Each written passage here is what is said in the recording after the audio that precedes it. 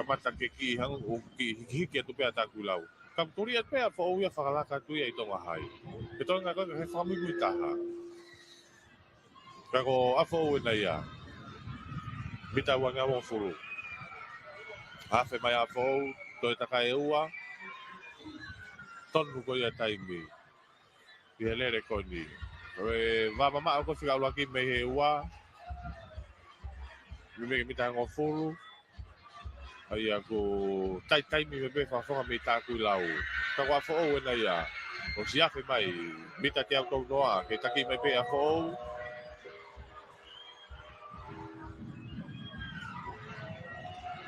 A whao, awhi mai ne mita te au.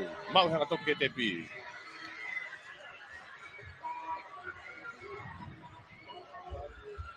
Koina, a whao wena. Hau ni ki he takai whakao si etu. A whao. Ko e lere ko ni hake ko ia ne o atu ko e whainolo pe takai whakao si a whao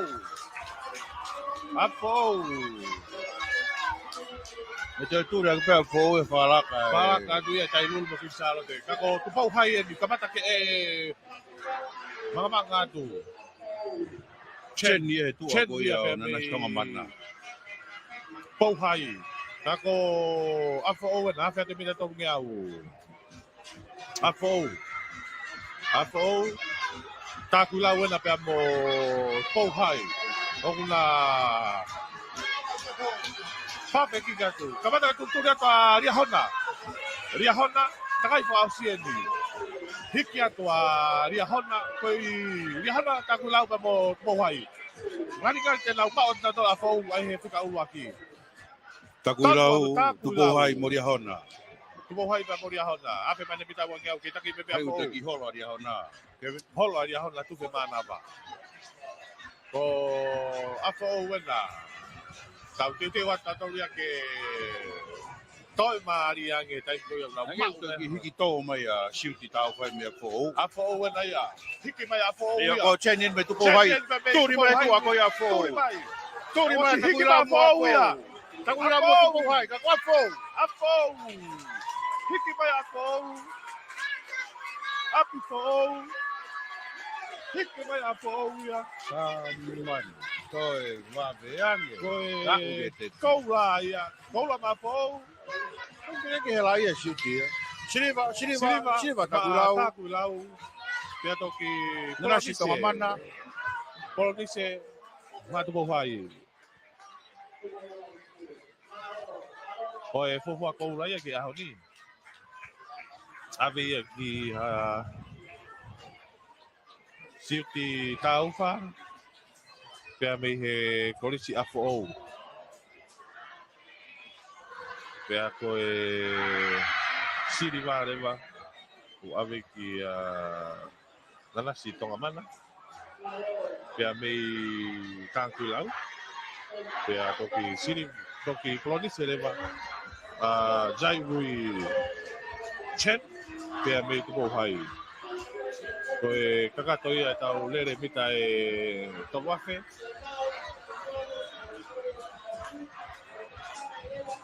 Kakato ia e tau lere mita e towafe.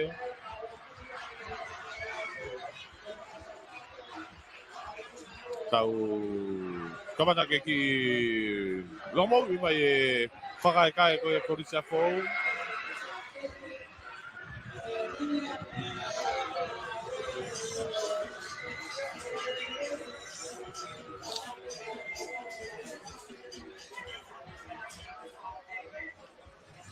Tau te o te pita toru a heti ki he whainolo hono hoko. Whamaloi pe ki e kautaha sponsors. Alam ke nau wangalere i whapanga e whapawhonga tonu atu e tau whiahu sipoti o e tau ni.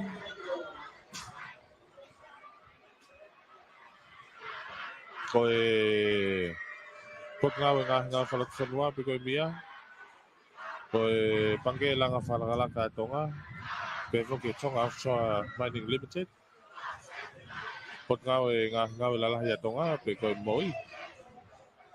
Ko e Choico Professional. Ko e Mawhanga Takeaway. Ko e RLF Plumbing Services. Pea mei whasmoe a whi. Ko e Whina Construction. Pea hoki ki he kautaha tō tēni tiko ia Nasareti Rentals and Services. Pea mei whangaloto. Pea mo Tonga Post, mo Tonga Fast Green. Sa pea hoki ki he tau kautaha ko ia TCC Iukolo Tāga Noa. Mo e tau kika paiti lahi au pito. Tau te teo te pehe. O e lere mita e toluafe.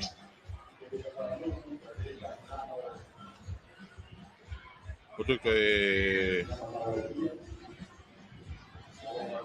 Pio, ko tui koe Open Girls en. Pio, koe, ko tui koe Open Girls en.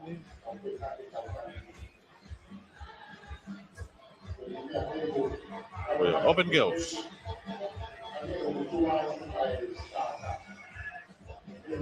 Open Girls en. Koe apo o e toko ua. O e eua, hapai e taha. Pea mo kun Charlotte. Kako whatonga ia tu e star koe ni me a fōu. Ko Ian Tama ma atoa. Ai ko kaulere ko ni nau toko fitu.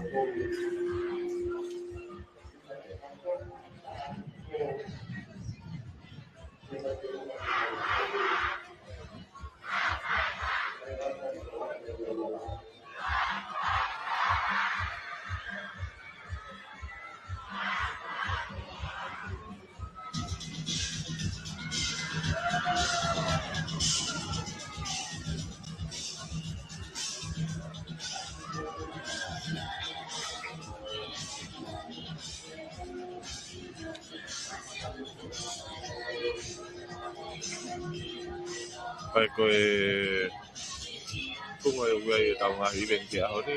Nau hoko atu e Open Girls.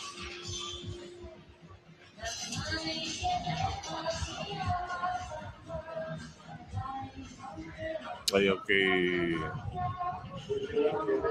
Tau kei tatari pe.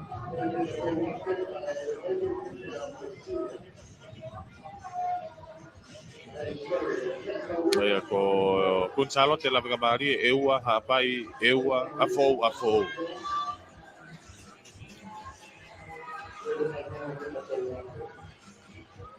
Kamata ke pemo tokolah ya bitu ka ofisa Merino. Penga ko ki ono tauhi e Merino pemo e malu. Ai sana wako. Pemo ki tau tipi kolo skula. O se pete niti e kolo skula. Tiuri pe preketi e pemo kau whawhatongi e pemo e kolo skula. Lau toka hai meta whaki ko ia.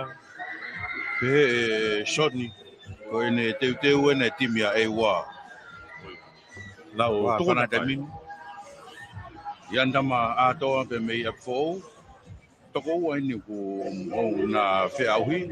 Ka ko e hingoa pe taha ko mai ini. Ange ko lawenga maari e Susana na sa tu pulotu. Pe ki a vinola tahi pe mei eua. Ai ko yongo eua ini. Vinola tahi pe mo rustani lama. Pe foki ki a merekei pe mei kunsanote. Ka ko apfo ini e taimini na kei taki mai pe uraki mo eua. O Ian Tamaina. Atoa ko e star mo ia ko sa fo pina tu pe tu ko ia o e fine a fine mo ta be me a fo pe. Ai ko e risi ko ma o ku mangau e aki ko e tokota hapen pe me a fou ai ko Ian Tama atoa. Takona, lawa fe te mita e tau ngiau. To e takayono. Ai ko Ian Tama. Atoa pe fo ki no. Kage ula popo la pe na wa ia pie o. Na le hake na to he halapula he Kai ko na pen na ko hala tu tonga ni ko na wainga. na afe mai ni Ko ko se me to Daniela Tari mari pe. Mari pe a Daniela Tari manatu a Daniela ke taipi na e whakamamahi ai he pake te whaiwa. Pako afo o no whawhangai mi hapai na to e popo lawe mai pe muna wai ha. Ko e wai na ia pe mo hapai. Dewa mo hapai. Na turi mai. Afe mai ni e mita te au. Kamata ke ki whakalaka mai a e wai a. Kai nau mata te tau mai. E wai na. Eustania lama pe mi ewa. Ewa patoki afo hapai. O to ke hangi foke tala no ka mo ngai a ewa. Oh ia. Pe to ke fo pe mo lere one ia hapai. Pe mo lere swimming pool ka fo na malai. Ko Ko ewa mo hapai. Na whakataha mai. Turi mai pe mo lavenga. Turi mai pe mo lavenga marie. Ta ko foi to fa ko ni ai ko ewa afo hapai. To e takanima. Ko lere ko ni lere fainolo pe lere mita e toluafe. Takai fitu ni. Ai open girls.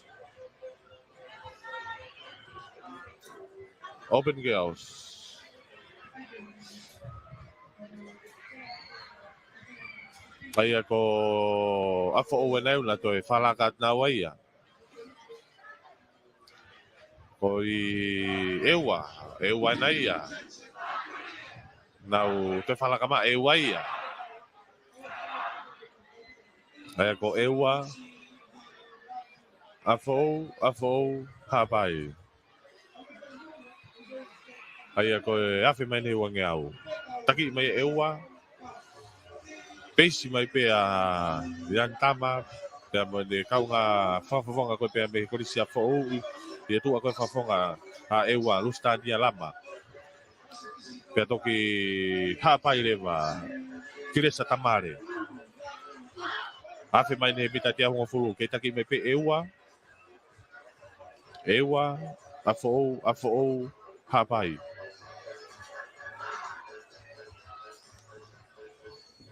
Ai ko vino la tahi. Io ko vino la tahi pe me ewa. Ko fika fa ko hapai ko tiri sa tamare ya. Ka koena. Ewa tahi vino la tahi pe me ewa me taki fala kata fo ya. To fo ke tu pe o fa fonga pe me fo yan tama pe mo afo ta ha na taki mai kaulere. Ko takai fa.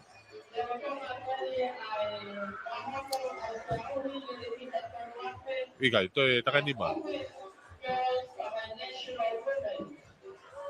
Ko takai lima. Nau ko Ai ko to takai ni mai ki he fine mui ko ni ewa. Iyo. Ai ko ke taki me pe yan tama tai mit ni. Ko fa fo pe me afo.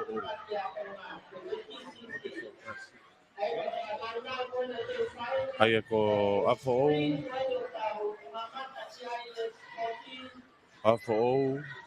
hapai pe mo ewa.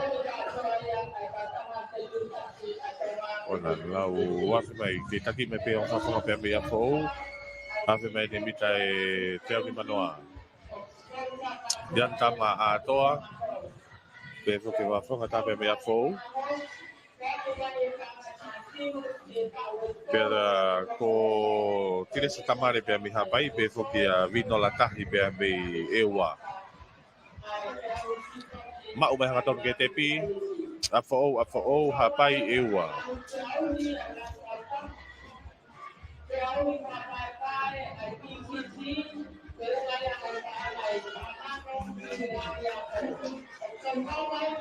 Ai ko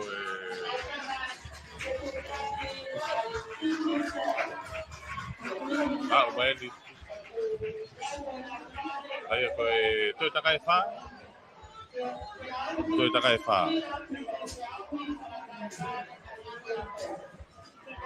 Toi takai wha.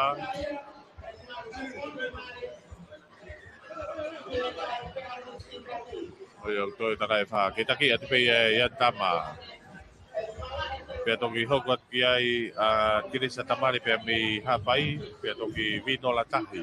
Kako vino la tahi e na ia ko ne whakalaka i atu e ia a hapai. Ko e tokotolu ko niu nau Peme ke nau mata tatau atu pe. Ko hiki mai ang tama ia. Hiki mai ang tama ia.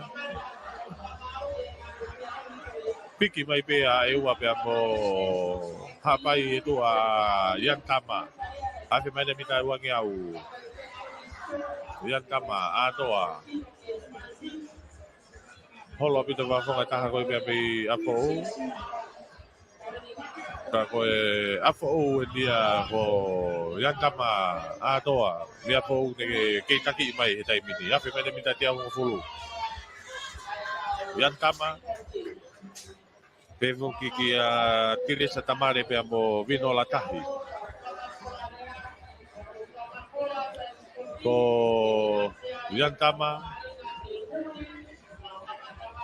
Ko tire sa tamare pevo ke vino la tahi pe me ewa. Hawani ki he tepi.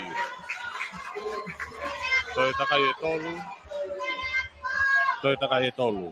Yang tama atoa. Kamata ke mawahe atoa yang tama ia pe me afo pevo ki a tire sa tamare pe me hapai. Ki tokola hita me ka ua fōu e tau tawha ki Kevin.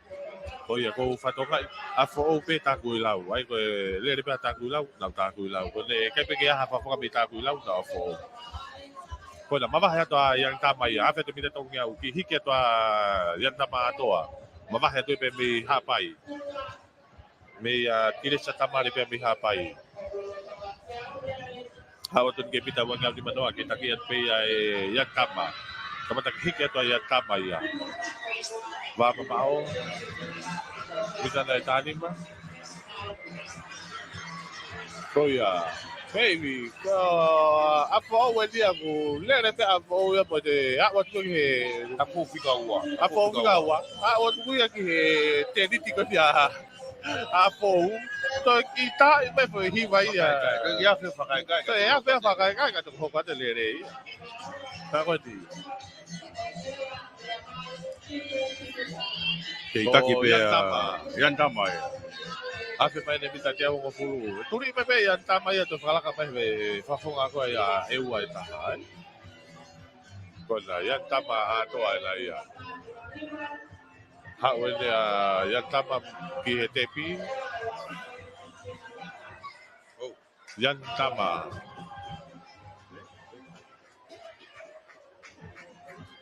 Yan tama a to. Toi takai e ua. Toi takai e ua. A toa. A toa pe mei a fou.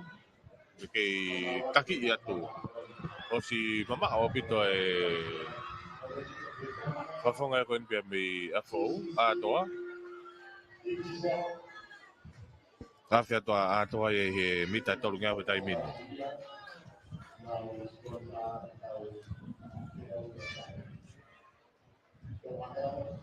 Ai ako ganda ma aloa. Awat ke mita e wanga di manoa. O si mawahe au pito a toa e pe me he mawahe ke a mita nai e ono no pe valu noa pe me fika ua. Afe mai a yanta mai a he wanga e tai min. A toa. Ngari. Ko e koula fika ua ni a fo o reo popoi e. E hoi mos mai na pega me me o pene mita te au. Ai mama he fika ua ki pe me fika ua. Te chat dele ke fika tanga po. O ke pe ke holo o ke. No mo mo u pe le e pe ka ke malo pe. Ka ke tagi fika mo ua ko apo ko no le pa ka ia. Ka ko o fika fa. Ko fika ua ke ne go me ke te pi to ta ka ko au. Ko yan tama atoa na. Hawin na atoa ki takay whakausi. Takay whakausi. Yan tama atoa. Yan tama atoa.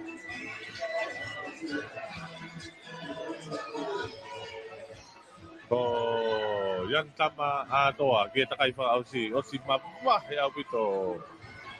Mita na yete au ya pe me fikawa. O yan tama atoa.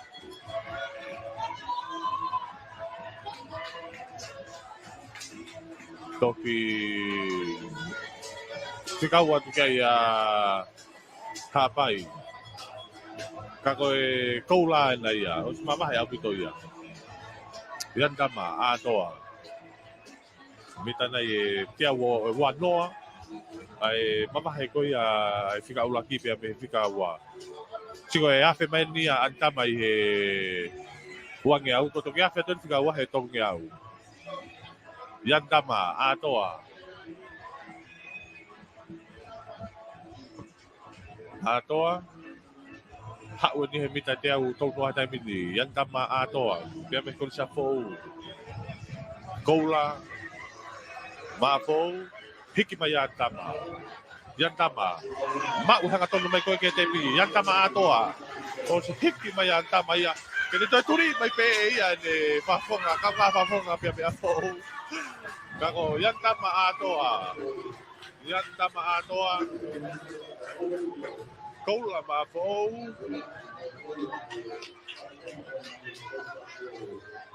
Ai koe koula ia ua. Fofua koula ia ke ua ke ahoni. Ai ko koula uaki. Afo. I senior girls. Open girls. Toi ave pe moia ki he korisi afo.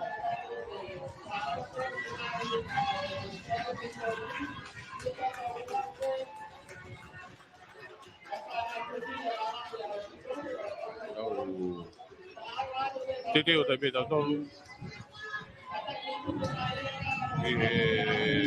Ko tu ko tolu afe ai intermediate girls.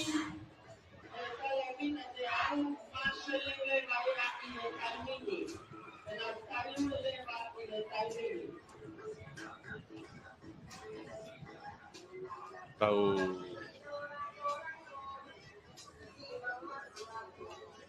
te o te peta tolu ia he. Ke whamalo ia e pe. Ke whamalo ia e pe e tau ngahi kautaha sponsors. Na wang le rei whapanga kai malawa ke whamawhalanga tonu atu. E tau whiauhi, sipoti o e tau ni. Ko na whana wako e na pia me ko isko tupou.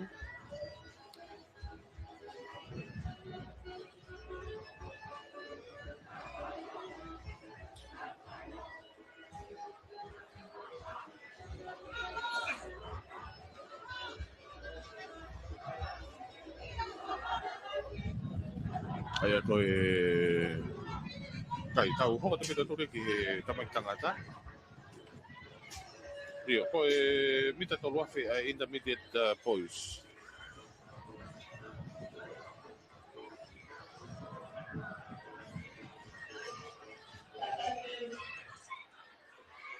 Ai ko e mita tolu afe ko ia foi vai taki pe me tonga hai. Lava ki lolo hea pe me ria hona. Korofina pe me atere. E poki malaf pe me taku ilau. Solomon e halau fia me toloa. Siau si militoni pe me ria hona. Halau hola loni pe me hapai.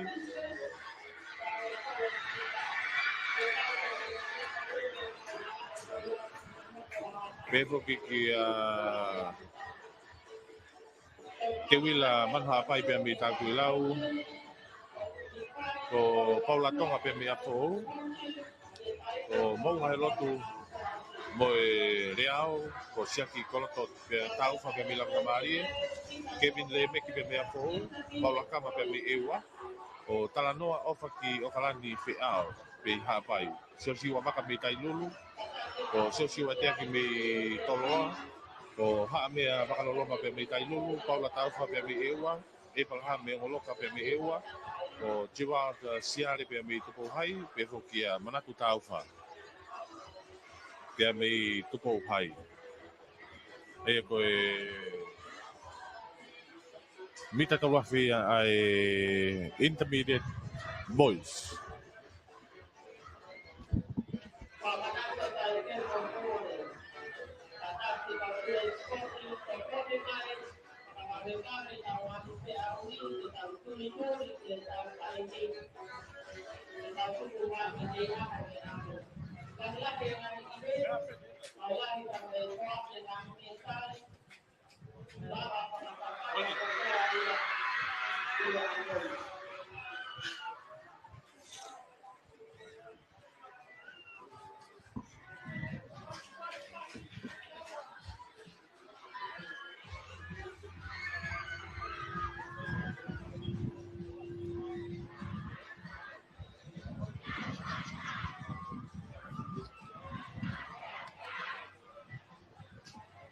Io koe tari ke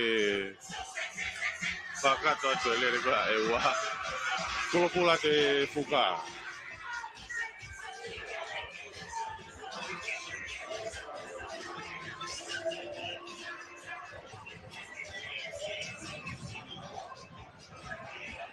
Kau te reo te pe ki he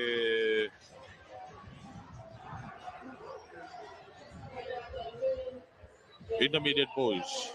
Lere takai fitu ai intermediate boys.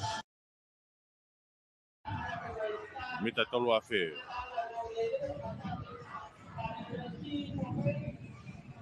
Wai whawhonga ua mi atere, tonga hai e ua. Koe ni nau tuku mai.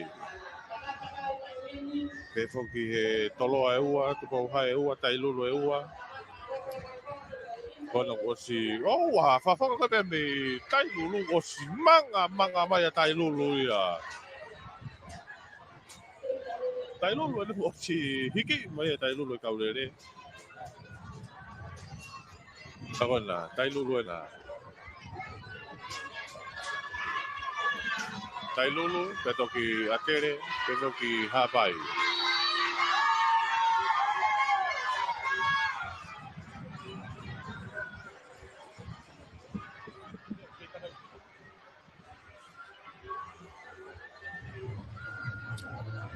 Ko toki alato nia ki kona. Ki taki mai pe tai lulu. Tai lulu, pe toki hapai, pe toka tere.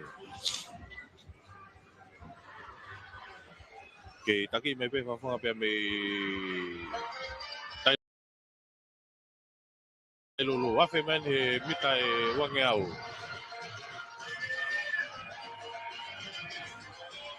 Ko hiki ma tai lulu. Tai lulu, ko hapai atere. Wafe man he mita e te au. Ki taki mai pe e tai lulu. Ia na tua koe a hapai pe mo atere. Tai lulu.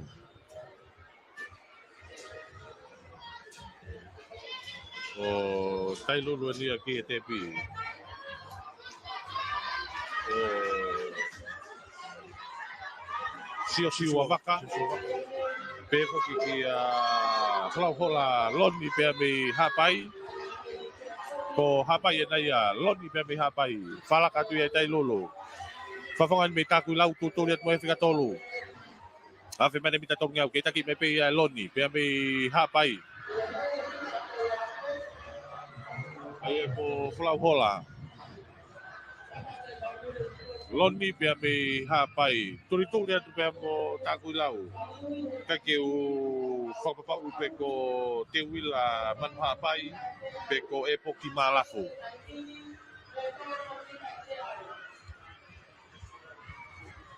Hora loni pe me hapai. Kona. E poki mala.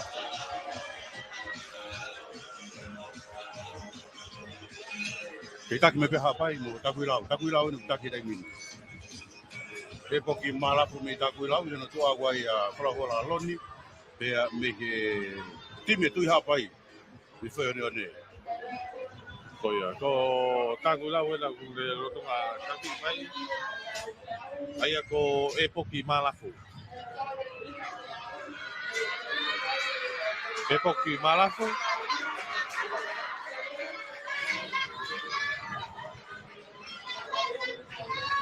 Io ko bona e poki Toki hiki atu takuilau ia mo hapai. Hena tua koe ia ewa. Turi atu mo takuilau ke whika whaka ko takuilau. E poki malafu ni ki taki taimini. ona a fe tone mina tau kia ke taki mai pe takuilau. Ko whikawat kia hapai ko e wani whika tolu. Takuilau. Toki hiki aka takuilau ia. Toi taka nima. Takuilau hapai ewa. E karhana ko koi whai ako. Lako tu pergi datang air soni. Ki lahi tama e kau takuilau. Ihe tapak ilai ne. Tama ilai ne, kau ofisioro. Ai ako takuilau. Ko ewa. Peto hapai. Pero e te awong fulueni.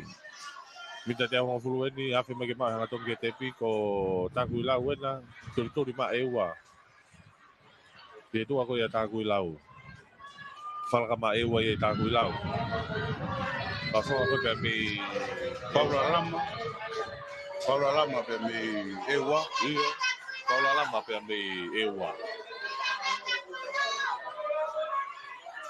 Ko tui pe ha piking aki a. Kai ko ngai soni pe a soni na e. Soni Tu lama. ko ki he. Tim ya ewa. O lama na kami ewa. Ia no tua pe ia malafu. Pea me he korisi takuilau. Wafe tone mita tongi au. Aia ko ewa. Takuilau. Ko afo o na ia ko turi ata afo o. Kamata ke ki hiki ata fafunga pea me afo o. Paula lama pe mi ewa. E poki malafu mi takuilau. Turi mo afo ke fica tolu. Turi haki mo takuilau fica ua ia tolu dai. Ona, okay, taki mai pea ewa. Te wila manua pai. O ewa. Takuilau mo afo na turi mai ke tolu. Kei taki mai pe a Paula lama pe mi ewa. E ono tua ku e poki malafu pe mi takuilau. Fica tolu mai a fo, fica whātua takuilau. Hoko mai pe tailulu ria hona. Hapai. Ka ko Paula lama. Mai he funga whanua mi ewa.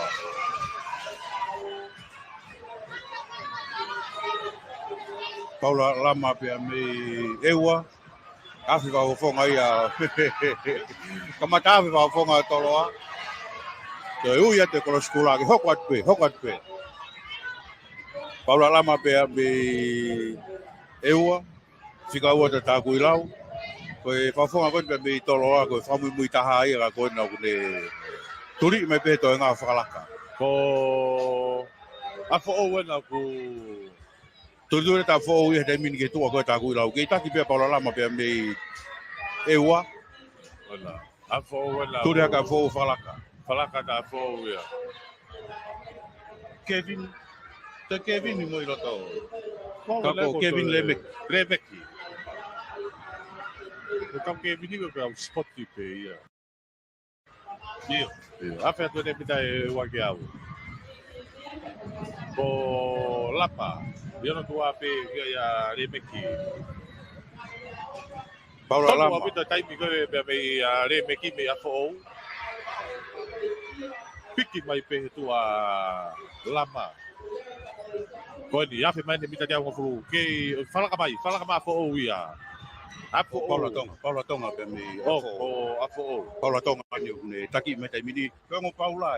Paula tonga mo Paula lama. Aya ko tu ia tai mini. Ko Ko afo tu me o su apa kai tu ako ia o. Tākui lau. Ia me koristonga. Tūrea ke koristonga e taimi. Monga helo tūrea.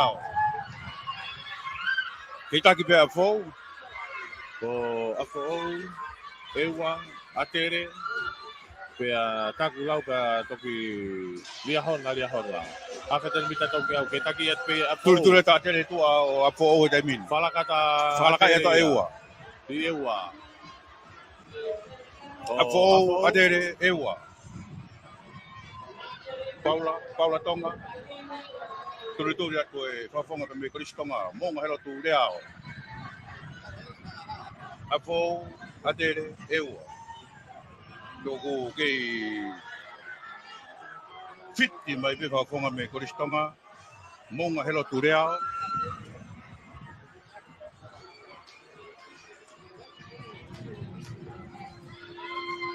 Tūre atu a atere tu a fōu. Paulatonga, pea mo monga helo tūrea me koristonga. Tūri mai atere taimini.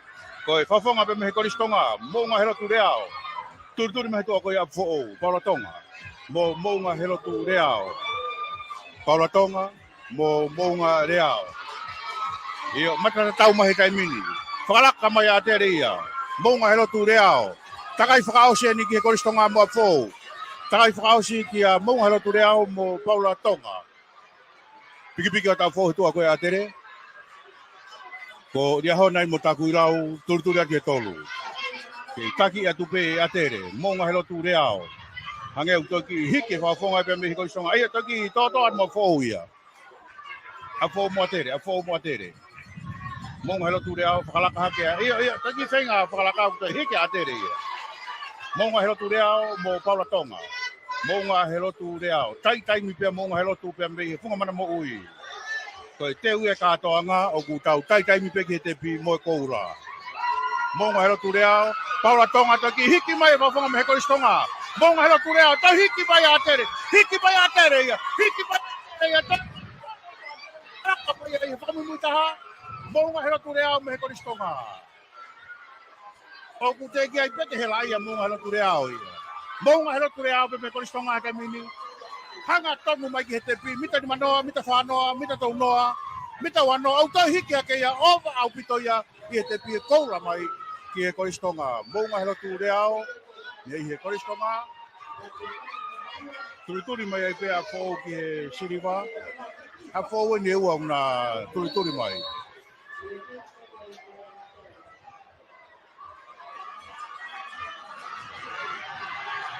Lere patuaki mari au ki toia. Siriwa ki he kosa fōu, moe me tari poroni se ki kosa fōu ai pe.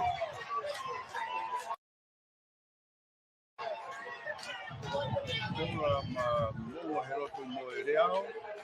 Pea Siriwa tua Paulatonga me he kosa fōu. So e poronisia te pe mo Kevin i re me kosa fōu ai. Kau pena kai ke Kevin nei mi ko la pega ko nga fo ke vini ko hinga puna maluma Ka kuwe o mape whawhonga pi a tere. Ko le hao ua me ana pia. Hake pe ko le toki kamata po. Toki longa he taimi le hao me ko ki he te pi pia.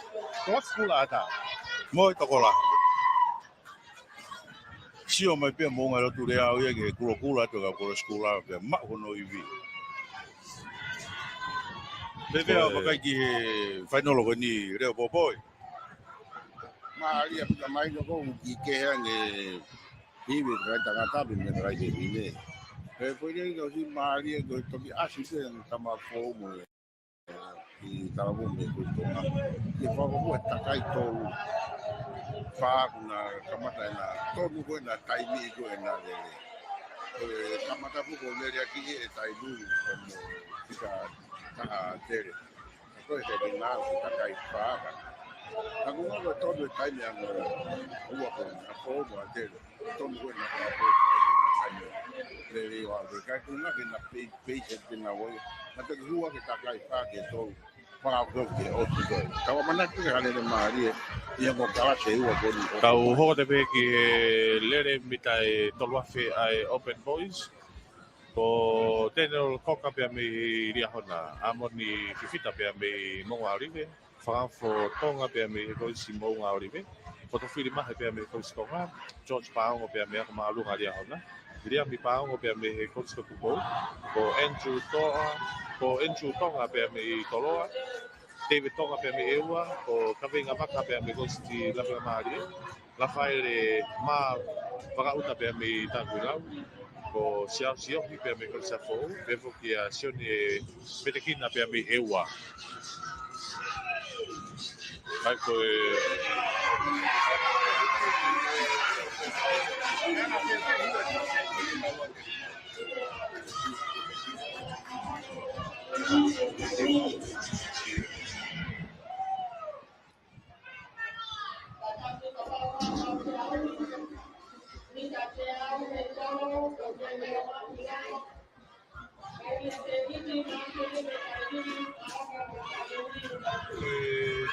Mari ya fefe hu konseti tunga mana mo ui de tau wateri ka kage pa fara de mi mama he mai na ro ma ko ni ta ku la ku na ta ki ma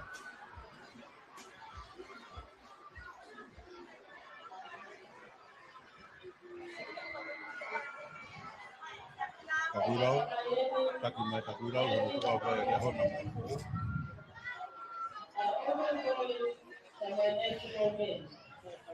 malo bagaimana ke kia ini salon takula weno ku taki mai te miri no to aga dia hona mo to ho tolo ewa dia hona tolo lava na mari takula hapai mo nga origo ate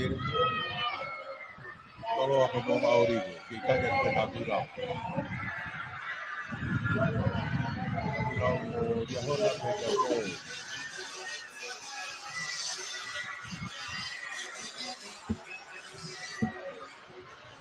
Takulau dia hona mako Rocky o meto Ange unau ki whakamata papa mai pe Teke ke fu ma vai fefe Ko kamata mai pe Lava nau takai e taha te mini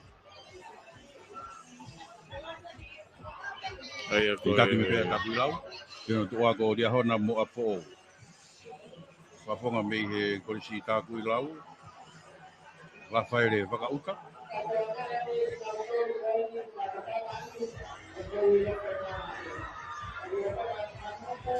La faire vakauta me e kolisi takulau Hino tua ko dia hona Tori hake pe mo e kolisi tonga ia Fotofiri mahe Tori hake a fotofiri a taki e taimini me kolisi tonga Hino tua ko tori pe mo dia hona George Paongo me dia hona Tori te tua ko ia fotofiri mahe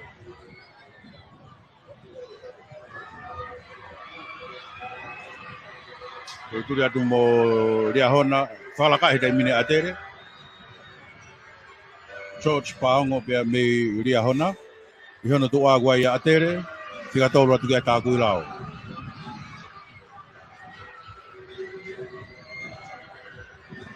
Dia hona atere Ake tau ko haa pai ena Turi atu tu agua ia atere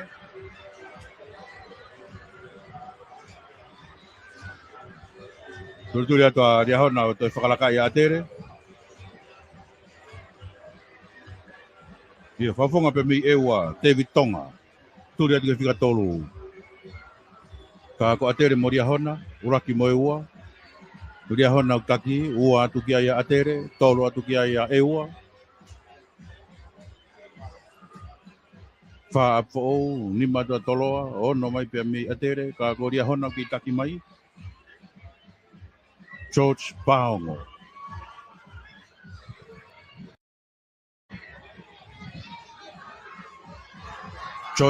be no tua ko fotofiri bahe me he koristonga e wa tika tolu tika fa tua atere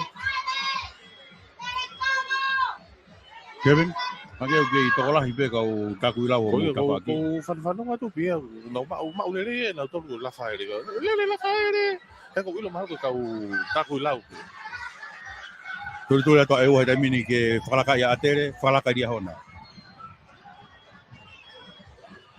David Tonga pe me he funga fonua me ewa. Toki turi ka dia hona falaka paongo pe me dia hona. E tai mi pe a whakawhiri mahe me koristonga. Ai kai me tupe a atere he tua koia o ria hona.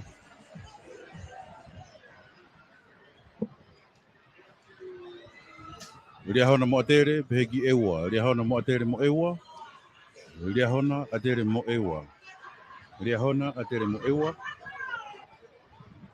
Turi mai atere tua koia o ria hona. I taki me pia ria hona. Paongo me me ria hona. I hona tua koia whakawhiri mahe. Pea me he koristonga.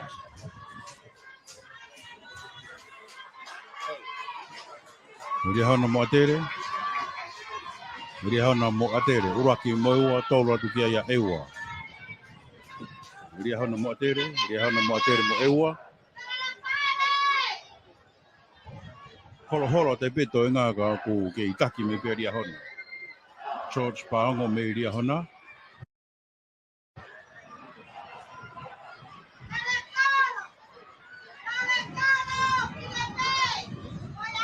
Ria hona mo atere. Ria hona mo atere. Turi atu hena tua. Manga te po National Men. Turi atu tua ria hona mo atere. Toi takai wha. Koia me he tonga National Men. Turi atu i he whikatolu. Au kei taki pia ria hona mo atere. Ria hona mo atere uraki mo ewa.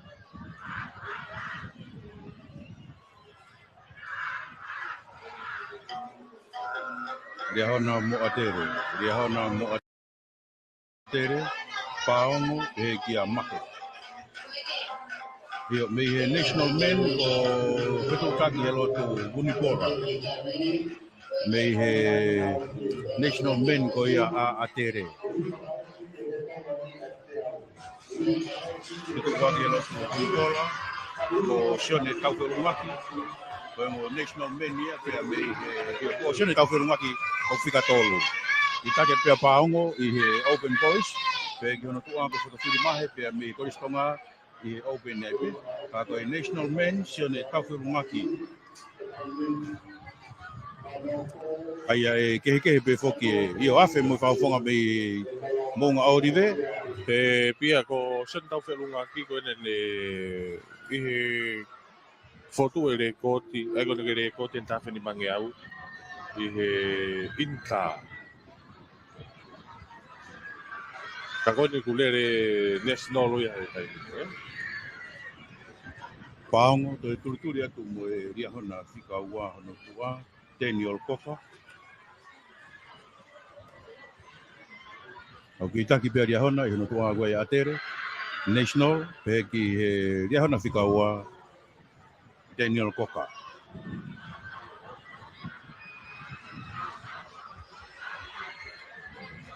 Taki pe David Paongo, a kataki a George Paongo, pe me ria hona i hono tua agua i atere, mo i ria hona.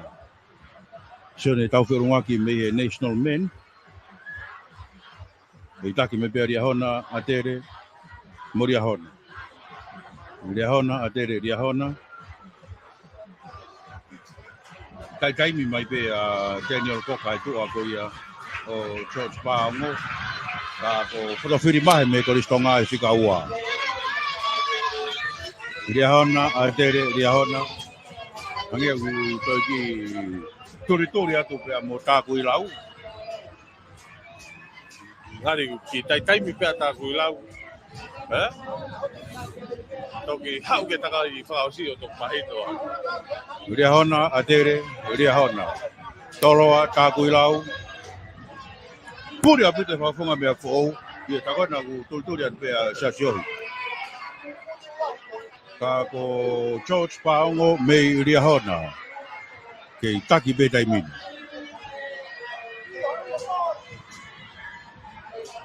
George Paongo pe me ria hona i hono tua agua i atere mo ria hona. Whika tolu.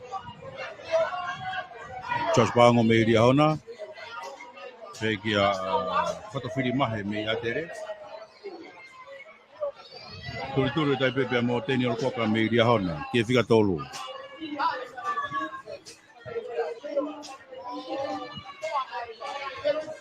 Taki pe Riahona, Atere, mo Riahona. Riahona, Atere, Riahona mo Atere pe ki Riahona. Taki me pe Riahona. Pot tatau mai pe kau pe awi ko ini.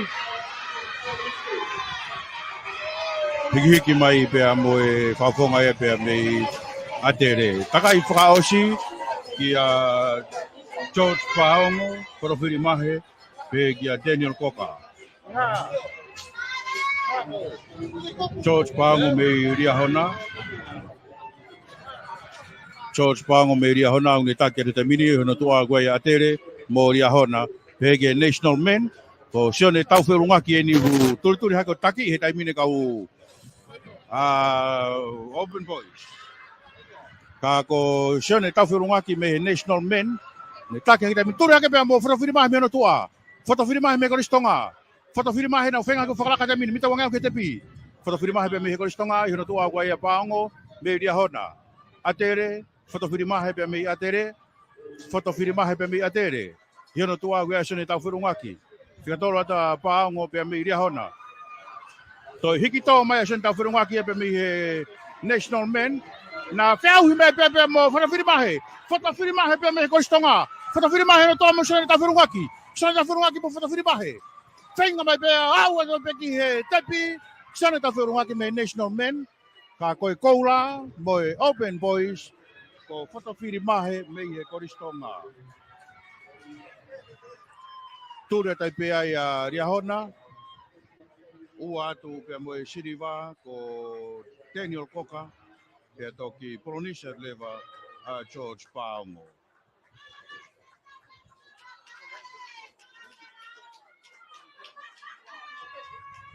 Aia ko e koula ia I he mita toluafe, ai whanau tangata lalahi au kito, pe ko e Open Boys. Whakawhiri mahi, pia me he koristonga. Koula e ua ni a Atere, I he Intermediate Boys ka pe poki ki Open Boys. Just do what too.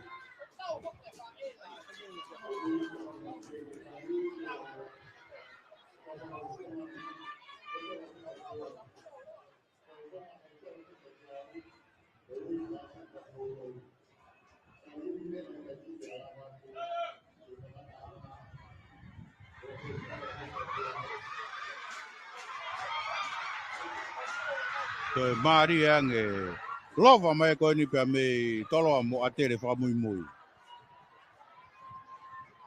Toloa mo Atere, ke whamui mui taha. Ura ke Atere pia toi whamui mui taha pe koristonga.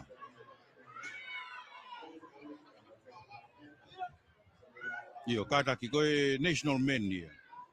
Me he timi ko ia ai koristonga. Aia ko uruaki ko sione tau whirungaki.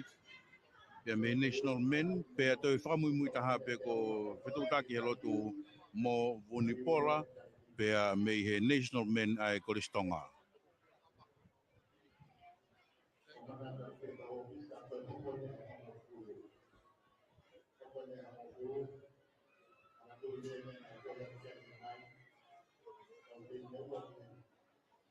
Te dewa te peki he whainolo, mita e toluafe ai Senior Boys. Aia ko Moses e alofi pia me Kulislava Kamari. Siao si vai no pia me toloa ko kaiti wola asperi pia me tailulu. Ai veni lontenisi pia me afou.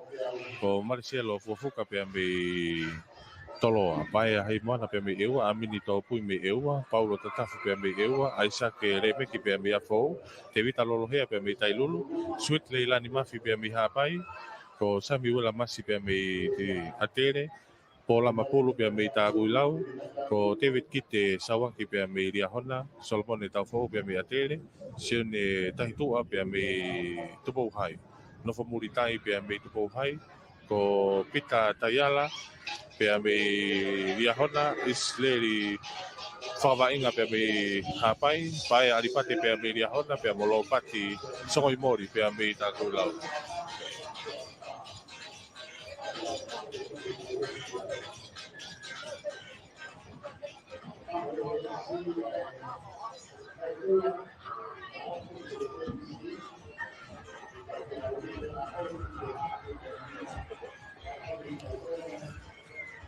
Aia ko e whainolo, lere takai fitu ai Senior Boys. Aia ko e atere ua, ria hona e ua, takulau e ua, tailulu e ua. Te fia foke tau kata mo Josefo Selui. Koe, mai nei tau tufa krediti Kevin, Sebo, o tufa whaku tau koe titi. O tufa mau koe ia Kevin.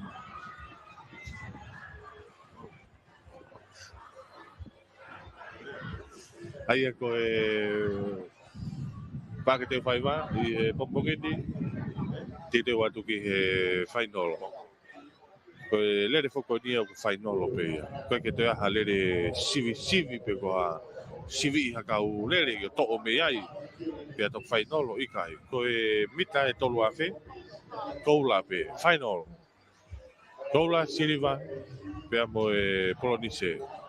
Tamita tau pe, whamaloa i pe, ki he taunga i kautaha sponsors.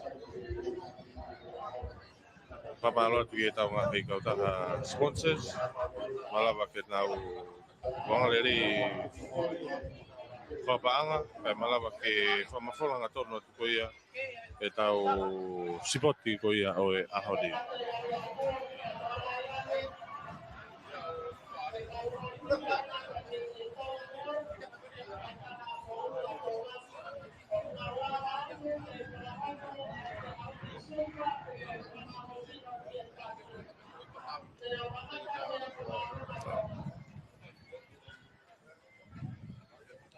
Aia ko e houani ia, whamalo tai pe ke mia, pot ngā whalat whanua, pe ki he moi, pe ko e pot ngā lala he pure anga, pe ki he Tonga Development Bank, ko e Tonga Offshore Mining Limited, pe ki he Tonga Post mo Tonga Fast Green, ko Tonga Communication Corporation, pe TCC, pe ki whamalo atu ki he Choico Professional, mawhanga takeaway, mo e tau wharekai i fō, pe ki he kautaha langa ko ia Whinau Construction, pe mo e LF Plumbing Services, pe me whas mo ia whi. Pe kai whoke ngā loa e kautaha tau deniti ko ia ai Nasareti Rentals and Services, pe me whangaloto.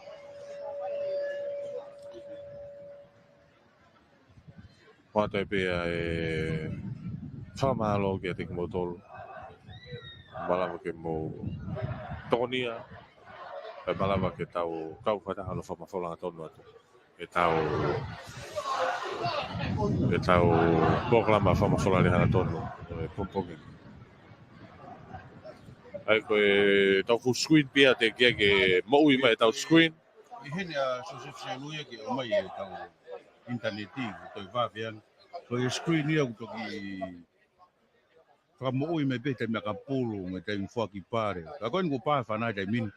Mawahe mai e kau roba koe ni taki mai koristonga at eua mai koristonga. Au toi ki maari angeni Kevin, nau kamata pe koe ia o hau whakata. Taki mai e wai? Taki mai eua ko ai e wawe, pea mo e nau, hangi u nau fiti kotoa. Tua ko ia o eua ko ia atere mo riahona. Eua atere mo riahona. Eua atere mo riahona. Eua atere riahona. Me whunga whanua ko Amini Tōpui. Me he koristonga. Ko Solomone Taupo. Tūturi atu atere o whakaraka te mini e eua. Tūturi atu pea mo riahona ke whikaua.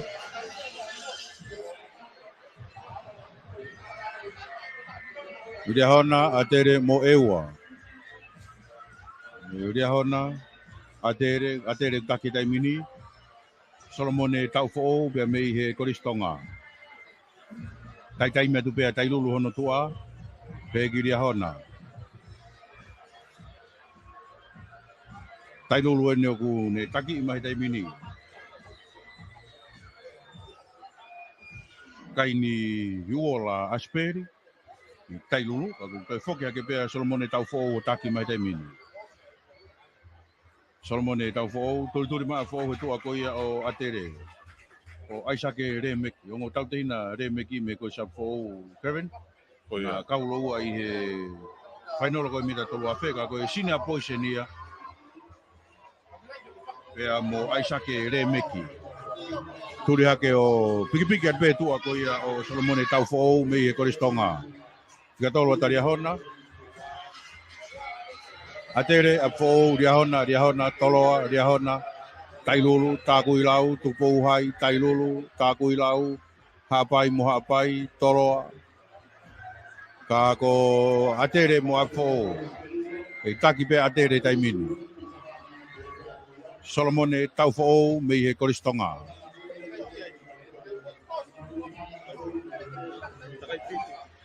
Atere mo afo pe ki riahona.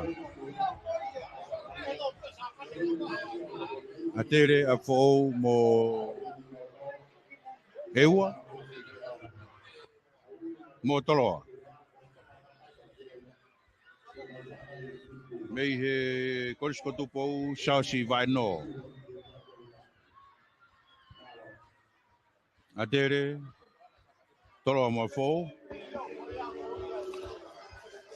Pui whawhonga tō tolu kon me ria hona e pia. Ka koe na u toloa, Atere pea mo afo o. E ko Shausi Vaino Tikai, ko Maricelo fuka pea me toloa. O Atere, taketa Atere taimini, ihono tua pe wia ia afo o pea mo toloa. Ko na wafia tone mita tonga au ke taki at pe e Atere. E mari e kaulova ko ni Kevin. Toi no takai nima. Nau mi potu tatau pe. Va mama o me he fika ora ki ke fa mui tai min go afe. Ko e me mita wangi au. Ka kon go afe fa fonga me tai lulu. Ke take pe koristonga. E no toa wa fo ka tolo at ia toloa. Solomone tau fo me koristonga. Turi ato e wa he reini ko ia loto. Turi at ki he fika fa piki ato ai. Atere a fo motoloa. Solomone tau fo me koristonga. Yono tua ku piki ato ipe Aisake Remeki me korisa fo. Katolo atua Maricelo fuka pe me korisko tupo. Pia koe tau fo ki kai ke sola me mala e sipoti ange ko sta ko petueli tau fo e koe kau family sipoti pe. Koe tamai reo popoi na te fuku. Te fu pe penau te lanta. Taki at be Atere. Atere a fo ko ewa pe foki ki toloa. Toi takai fa. Afe to ni mita tolki au ki taki at pe Atere. Yono tua ia fo tu ko ia fo ia ewa. Pe toki toloa fika fa lima talia hona. On wato e fafonga taha pe ria hona. Kako Atere toloa Atere ewa pe mo afo. Fika fa ko ria hona. Atonga ta vei masi se lui. Foki mai pe me he pai ni moto ki la ka sia hoko ta kai. Ape mai pita wa kiau. Kei taki pai pe ko afo wena tuturia kako Atere afo foi tori ma ko ni una oski ma va me na tor me fika no. Tau nau foto tatau pe nau torio nau va o fipe ka ke fu. Foi grupo, nge ki foi grupo. Grupo pe nau me mana wa taha pe. Afe mai ni mita te au. Mau hanga tonu me ko ki tepi.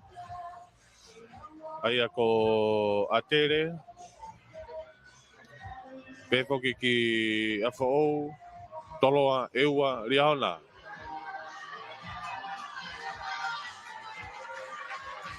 Ai ko taki mai toloa tai mini. Taki mai toloa afo Atere pe to riaona mo eua. Toi takai tolu. Ko tolo ana une taki ia tu tai min holo mai e whafonga me koristonga. Toloa a fo ria hona atere e ua pe to ria hona. A fe tene mita tongi au ke taki atu pe e toloa. Ko Marcelo fuka pe me toloa. Ka kuturi atu pe a remeki. Ai sake remeki pe me a fo na mata tawa te tai min falaka to pe a remeki ia. Ko ria hona ina i he fika fa holo pita e koristonga ia. Ko afo toloa ka pe fo kiria hona pe mo ewa afe mane mita e teu ni manoa e tai miti afo toloa ewa ria hona amini to pui pe me ewa afe mane he mita teu ke taki mai pe le me ki ni ne taki mai tai mini pe me afo vai no pe hono tua pe fo ki a to pui pe me ewa ka ko ria hona pa fonga ko pe me ria hona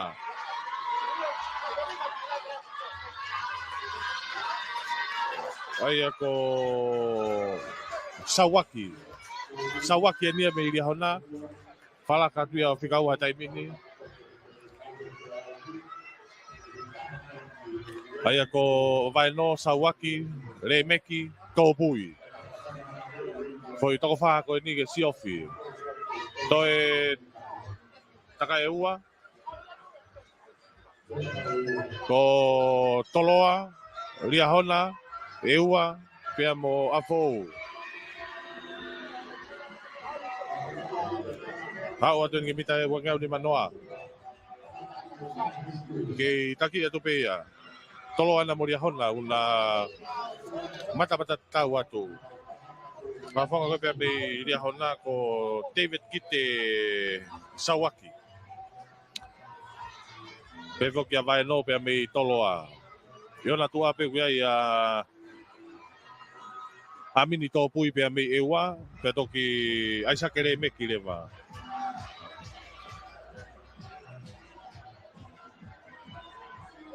Hange ko afe whauwhonga me koristonga Kevin. Oia. Solomon e tau whou.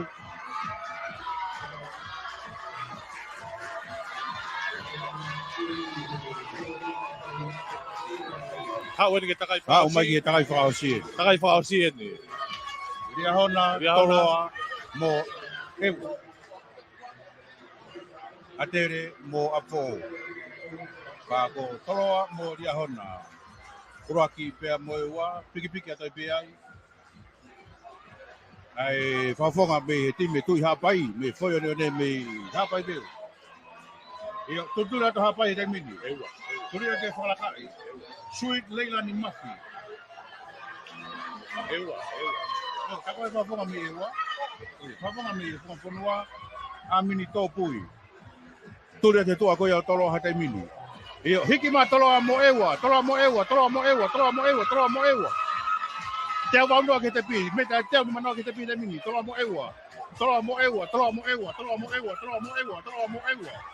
Sao si vai no me he kosu tu pou. Te mo amin tu pou. Tō pui ke a me ewa. Toloa mo ewa. Turi ba ewa. Ewa motoloa.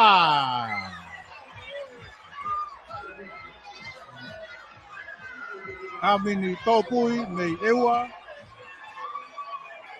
E poki ki a ia kon te tato ki sio pe ki ai. Kevin. Ia. Toki vete ni ko me he te pi tau whanofo tatari ki ai. Ai lova koe.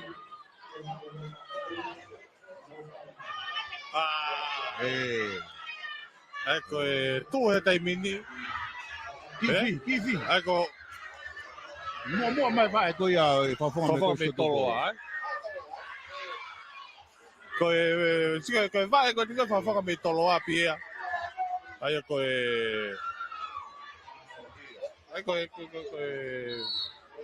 ki mua te vai ko ia vai no. Pana whakapoke ni e taimi o reo pōpō oi. Ko furu olo e mua mai ki te pi.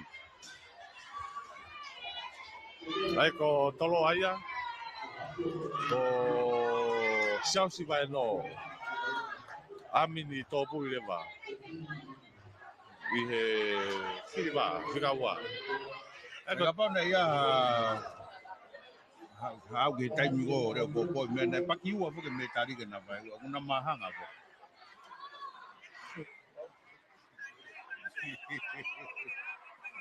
Ai ko e kakato ia e via e tau mita e tolu afe.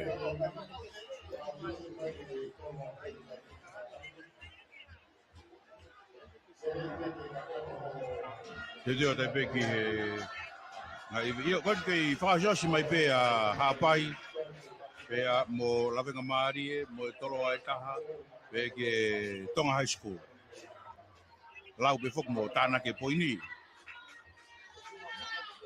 Ko fa muy taha ni ko fa fonga me he ako malunga Tonga. Ange tam ne toki tu ta mai pe fa fonga ko ni ahon.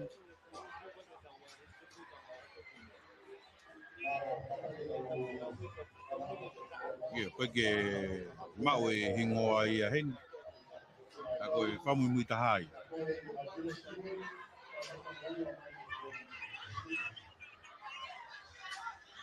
Kage wepe tu mo amanaki ko ta kre pe ai ui a frente. Nga hi fitu ko ya mo me mai me ai ta tau pe ki he ongo niwa pe ki baba ulahi ha pai veu funga fonwa ki e ta ko fa muy au pito dia ko mata pure kon pe me he hala Fatima ke lana mo Sancho Sefo pa au pito kage tau ko nga ko ya pe me he ope mo me mai tau live stream atawange ko au tak re pe ai ui a frente ke teng motor pe a tau te wa tai pe he ki he tolo mita te au ke sivi hu pe ai he tolo mita te au fa malo ye before ki tau ngahi ko ta business i ton fra panga malawa ke fa mafola te tau fe au sipoti hono hivango furma no me pa ke te fai va longo mo ui me ko fa kai te mini me he ako malunga tonga ke fa hoko ai fe au hi sumpa ko ia Tonga Health ko sponsor foki a o fe au sipoti ai ngahi kodisi Kagu rotonga whakahoko e whiauhi ko ia field events, aia ko e shot put, tolo me mamawha, pegi tolo tiskas, ko e tolo sika, puna maalunga, puna akau, whahoko toa pe ia i loto malae.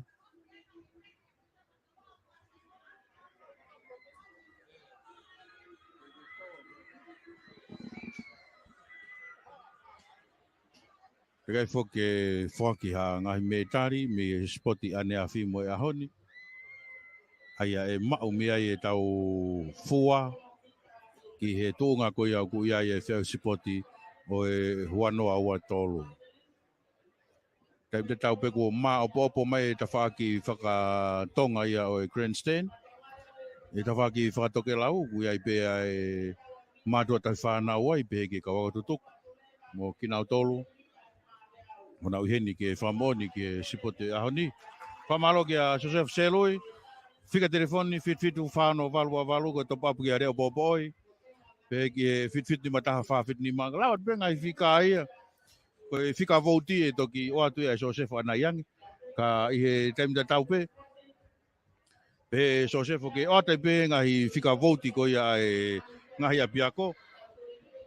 O pia pe a kore pe ke u fanga pe ngai tala fata ko fa fa ki ngalo ya ta buka fa mare ko ni ke ka fata bu motor ko fa mana ta te fo ke ta ngai fica volti mana tui ko ko lisi ta fitu o buka ki fe o ko ni ko ta sipta wa ti sisi pe a ko fica volti ke text ki ai o presidente ni mano fa mau i me text pe ko presidente ni mano fa mau i ko fa mau pe te faiva pa to ki ma o pare ko ni ko ni ma fe fa fe ba motor wa fe pia pe pare ma ke he pia pangani mangiau ki tak sipitau le taha pangani mangiau ki sipitau to olah taha pangani mangiau ki sipitau le olah taha kau ke pe mo pare ki na tolu ko ke na mo pare pe malo Malo bito Joseph pe ko e Tō ngā kuia e ngahi maupare, ai kautaha whetu taki a tonga.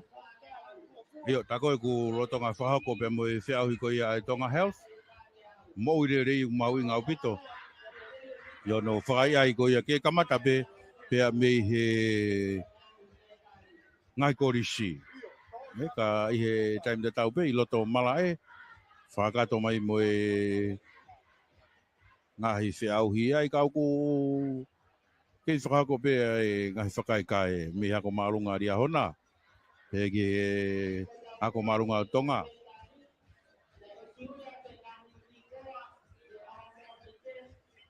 Ka koe i loto mala e pe koe tolo discuss. Ka ku teu mai he a e tau civilere he tolo mita te au ai ngahi apiako.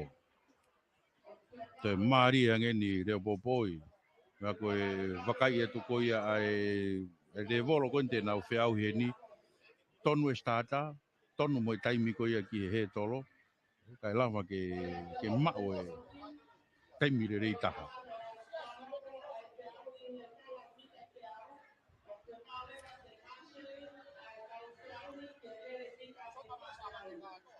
Ai aku hoko re rei before ke tau polo kalama koe ahoni re popoi.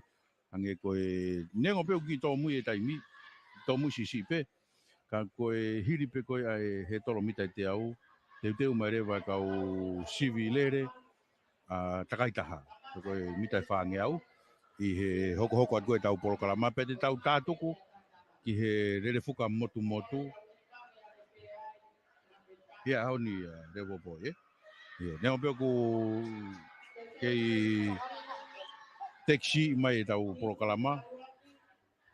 Ka koe hoko ia ki ahoni. Wepe whakatawange ku au takrere ki motol ko ia i he ngai ofisi, ngai ngau e anga. Whakako pe mo ngai ngau e pe mo mea mai ki he re teo kai maa whoki e tau pe si Facebook. Tonga Broadcasting.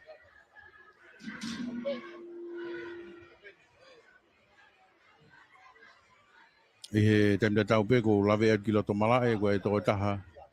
Hange tau koe whawhonga pe mei he koristonga.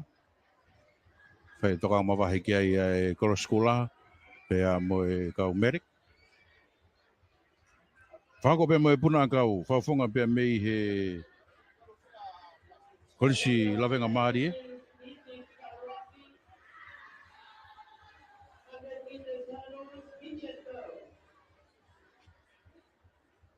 Lawenga maari e ke whahako e puna kau.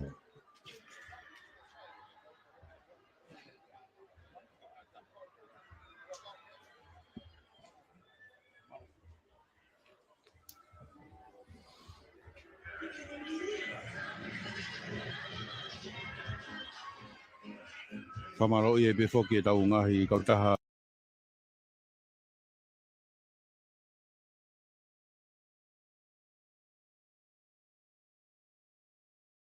Businessi. Whamaro ki he oi mia. Pange langa whakalaka Tonga Offshore Mining Limited pe koe Tomol. Koto ngāwe ngā ue anga lalahi Tonga pe koe Moi. Tonga Post, Moi Tonga Print. Vital here Enterprises, RLF Plumbing. Mauwhanga Takeaway. Koa te tauranga Tonga, Choigo Professional Services. Moi teniti koe e Nāsaleti. Pea pe whoki ki he Whinau Construction. Ngahi kautaha businessi ang nawanga re ton whapaanga. Malawa koe ke whakakanto, ai tau whiau sipoti hono hiwanga furu maano. I ono whamawhora atu mehe pāke te whaiwa. Io tātuku whoki i he ahoni ki o koe whainolo koe a re whuka takaitaha. Ai whainolo moia. Pe whoki ki he civilere ai mita e whaange au. Pe ki he mita te au. Pe te tau tātuku rewa. Pe tau tātuku rewa ki he whainolo ai re whuka takaitaha. Ai a koe kakato ia ai ngai whiahui koe ki ahoni. Ka koe sumpa ai me he timi a eua. Kau ki he whiahui koe a Tonga Health.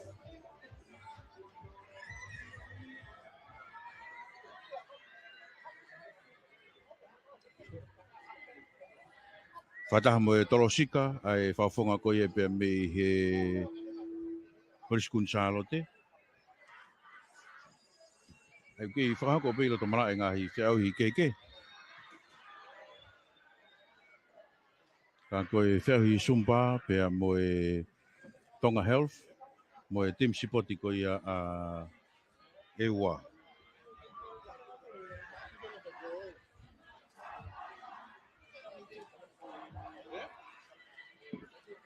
Hake, te teo mai e tau whauhi ko ia a e he tolo. Mita te au, ka uro tonga whakako i lo to mara e a e tolo mea mamafa. Whafonga e pe mei he Tupo High School.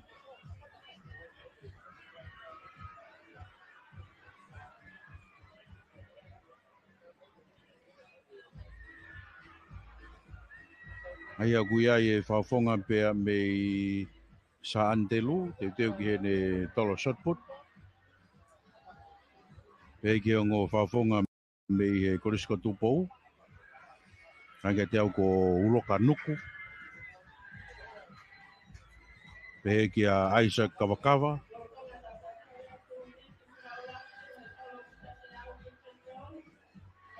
Ki whakako pepe mo e puna kau ko ia.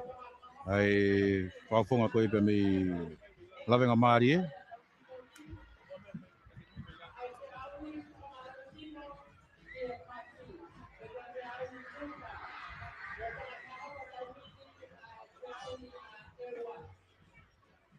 Ai aku kei whahoko pea mo e whiahui ko ia e Sumba. Mo e Tonga Health.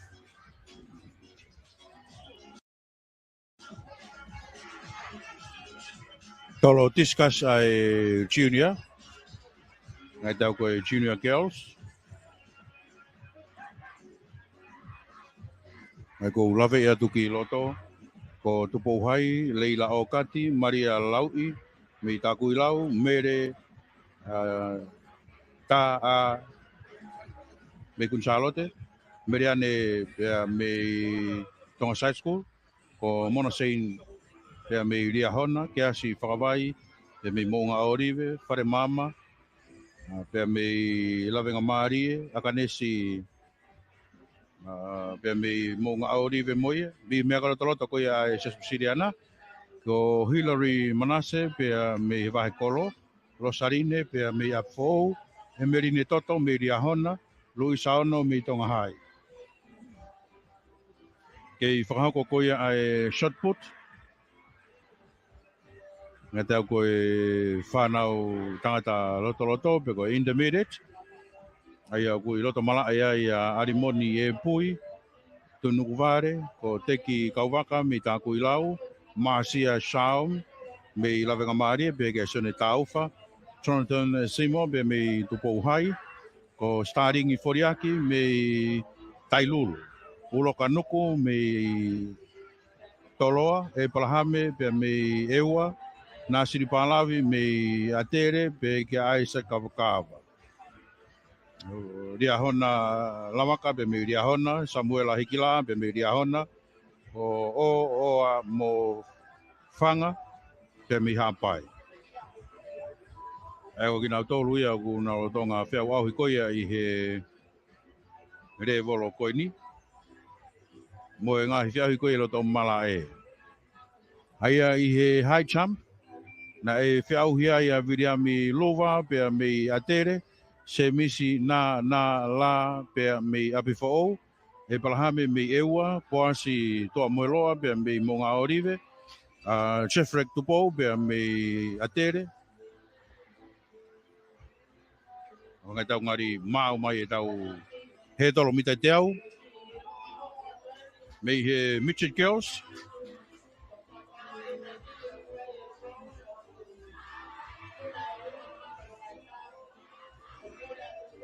Reini uruaki o kuia ia o whaloto moala pe mei Vahe Kolo. Reini ua Eva Paongo mei e kori Stailulu.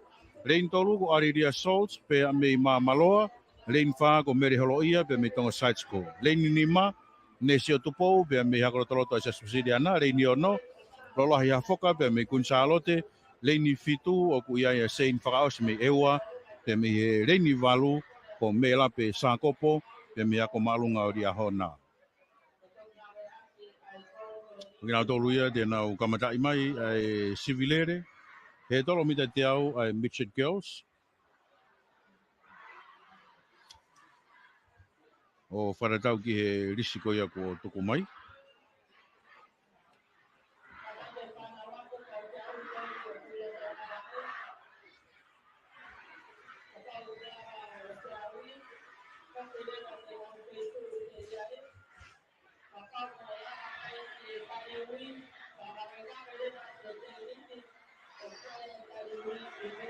Aia ko e hiti urua ki en. E teo mai ai whanau whiwhine i ki au pito pe ko e Mitchell Girls.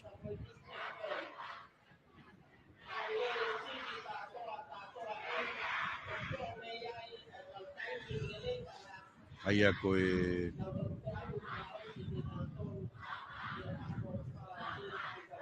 whanau whiwhine i ki au pito ia. Kamata mai pe me he toko walu ko ni. Reini uluanki o kia ia wahe kolo. Reini uan ko tailulu. Reini tolu ko e akola torota se siriana. Aia ko e toko wha peni kuna o si he starta taimin. Toko ni maa ki a Maria Taufa. Ka officiare. Ia, kia ibe mo e whaafonga ko e tonga side school, mere halo ia. Whaafonga pe mi he akola torota se siriana, ne se o tupou. Me akola torota ko ia a wahe kolo, Josefina Toutai. Me tailulu Eva Paongo. Me akola torota ko ia Mamaloa, Ariria Salt. Tonga side school, mere halo ia.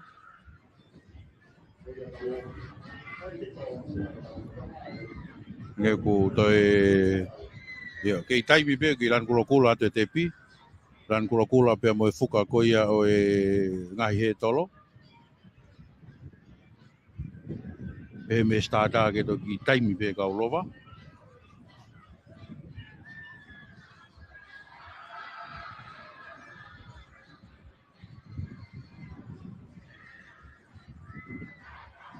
Te tau pe ku malu le rei mai e pake te whaiva. Pe angi me pe mono ea me ta whaaki whakahake. Pistuki mai pe mo e kau TJ e ngahi pare ngai teniti ko ia e ngahi ako. Ka ko e koris ab fo'ou ako malunga ria hona pe ke koris kunsalo te. Na okay longo amai taimini e whakae. Pe foki ki ako malunga o tonga. Malu le rei he taimini pake te whaiva. Taim te tau pe ku teu atu ki e he tolo mita te au. Ke sivilere pe. Mo tolo ko ia mo toki mea tau mui mai. Ki he tau whamafola hanga tonu ko ia o e pongpong ini. Ia pe whaamo kua takire rei atu ke te motolo. Pe whetu ke mea mai mi ai. Te whia ke tai le rei koe.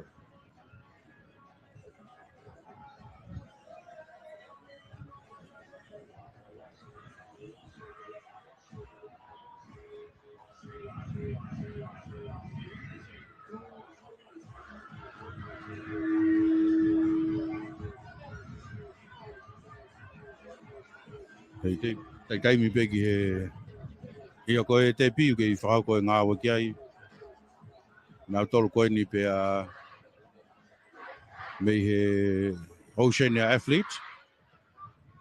Nā wholau mai koe pe mo e ngahi mea ngā ue whakano pōni koe ni ki he tau whiau sipoti o e tauni. Ka koe whiau hi whakaikai ai Tonga Health. Mo e Sumba. Rotonga i he koristonga ai taimin.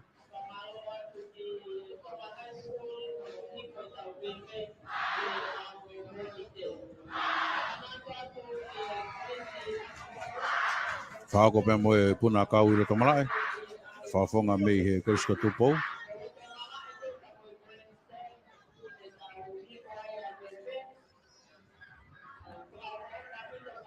Tambe tau pe foki ko whamalo i ai pe tau ngahi kota businessi. E ngahi whipopua ki kota pe. Malava ke whamafola te tau whiau I sipoti ko ia ahon. Whamaro ke potunga o ngahi ngau whakarat whanua pe ko mia pange langa whararaka an tonga. Ko tonga Offshore Mining Limited. Potunga o ngahi ngau angalalahi a tonga pe ko Moi. Tonga Post, mo Tonga Prince. Vaitohi Enterprises, RLF Farming. Ko Maufanga Takeaway, Poate Taulanga Tonga. Choico Professional Services, mo Nasaleti Rental. Kai ngalo ai Finau Construction. Malo e tokoni pe mo te popo wak malapa ko ke whamafola to ai tau whiau sipoti hono hiwa ngofuru no me he pāke te whaiwa.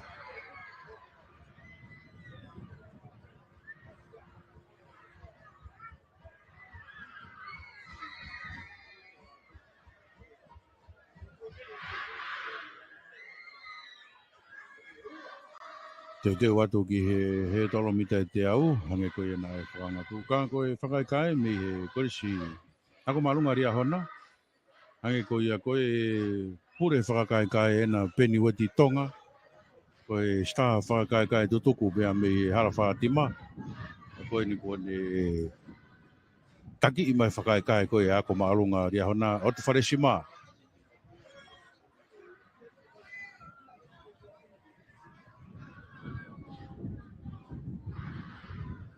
E me tau ke ku whiauhi ai Tonga Health. Koe sumpa e ngahi ako. Koe whaiai pe mo I lerei. Pea koe whakapaanga whika uroa ki ai whiau sipoti e tauni. Koe sipoti ono hiwanga whuruma.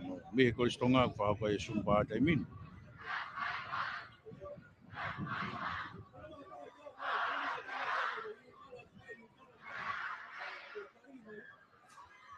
Koe tau pe ku amana whoke whakahauka atu.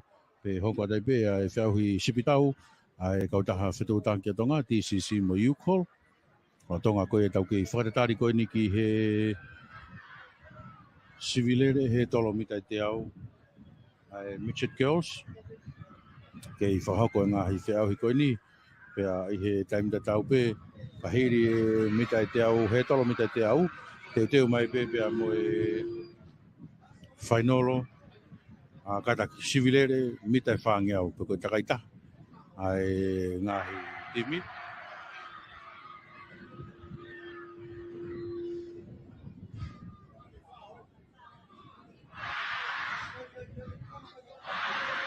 Pea e whahauko whoki pea mo e civilere.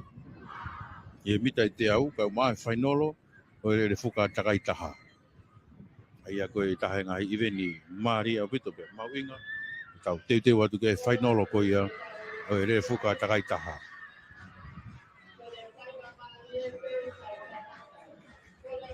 Io, ke ngari mau e tepi.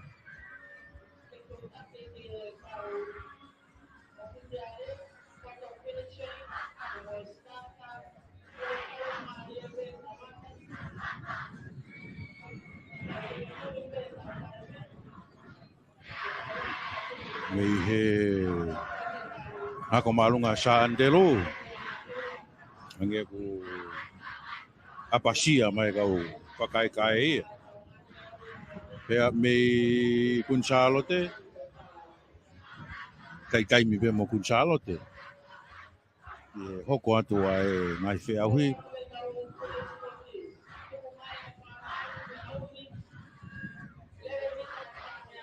Tempe tau peo kei whakangongo e kau ofisiare.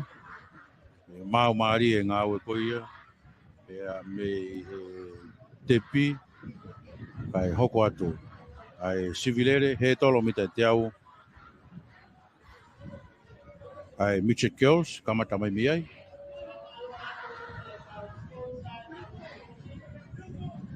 Wharatau ki he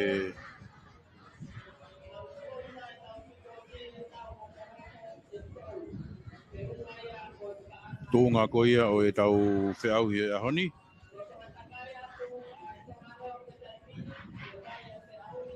Mai pēa mana ke o ko au takrere i atu ke te motoro. Whepea wheitu o mō mea mai mea i tau whiawai e tau polokalama o e houani. Ko e taimi ko ia na tonu ke whahoko ai, pea mo e lere tesi ko ia ai mitai whange au, ko e hongo fulu.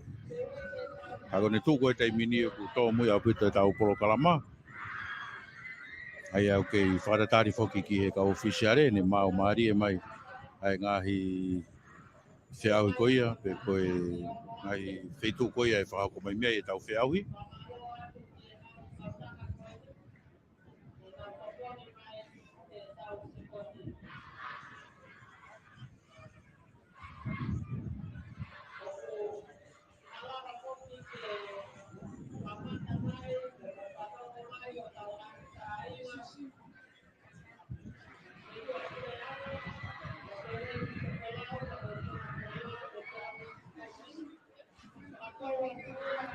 Io koe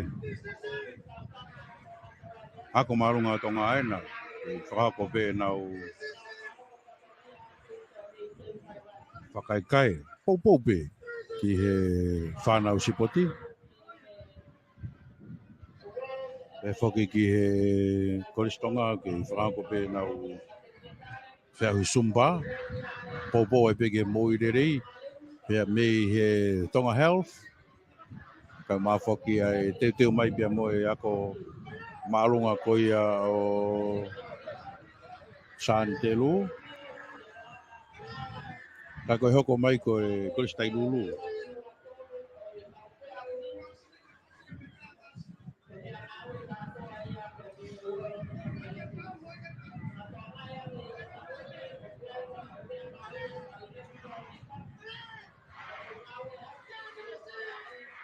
Ia koe teu ai pe,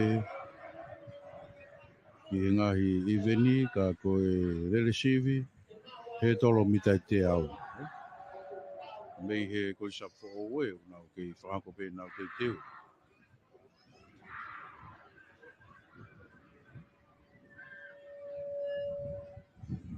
He taim te tau pe, whamaro ai pe ki he whingau aki, pea mei he tau koristonga.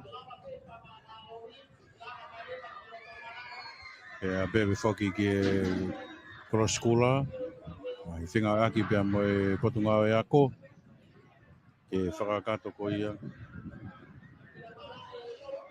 Ai whiau sipoti hono hiwanga fulu mao no. Koe whakai atu e ki roto mala e.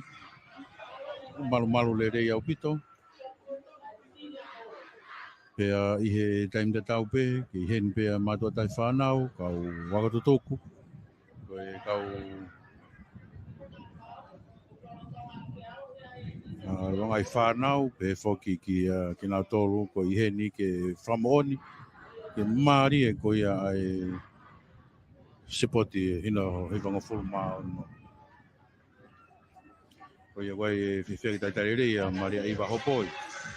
E whoki ki a Sapeta Fita, James Potuaika, Keiri Vahai, e ki a Rosarine Penentita Vaioreti, Rico Naa, Malo Rico, e ki a Riti a Tukia, Sofia Nayata, e ki a Valencia Tonga,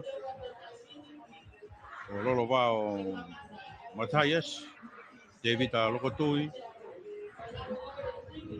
e ki a Neo Mai, tolong nau mea mai e tau pesi Facebook, o Malakai Ritolo Masila, e ki a Devita Lokotui, he se riuti Tailoa, malo e o mea mai e tau pesi Facebook, whakato e tau whiauhi hono hiwanga fulu maono, e ki a Chiunia Kupu, Li Salavika, malo apito, mo mea mai e tau pesi Facebook, e whoki ki a Victoria Nancy Whaiwalu, pea mei he ope, i nau tolu ko ia nau pou mai ki e tau sipoti o tau ni, te whia ki e taitari reiki moto. Pā whanā taimini nau mawahe mai, he tolo no tolo, hau ki he tolo no whā, he tolo no nima, i taki mai pe ai a tonga side school, me tonga side school, i taki mai pe side school, reini ko ia i loto, e whia whā, au kene he tolo whakaosi, ura ki ata side school, ua ta vai kolo, o ki mahanga ta kunsalote, pe mo e akolo tolo to, i he tolo. mere holo ia, Uraki e he tolo koia hiti Uraki, ai whanau whine i ki pe koe Junior Girls.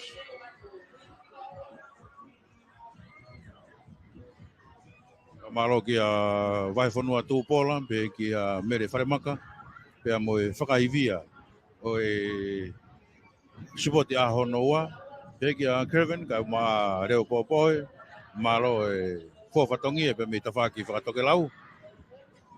E tau te tewa te pehe ki he grupu honoa, i he ngahi revolo koini e tolu, e nau whiau auhi koia ki he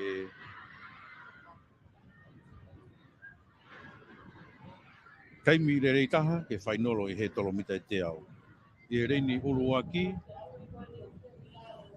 o kia ia lawenga maari, siasini kenke, pia me lawenga maari e, halapore, pia me akolotoloto e sespasiri ana. Ko agapei powono, pia me akolotoloto ko ia hake, sikini taulama, pia me kolistai lulu. O fatupo, me akolotoloto e pure anga, o fa sikuwea, pia me vahekolo, e kia Jessica Vainikolo, pe me ako marunga ria hona, kai o maa whoki a tangi mausia siri, pe a me tonga side school. Ai ako ki nau tolu ia, e nau whiau hi mai, ke taimi rere i taha e kurupu hono ua, ai Midget Girls.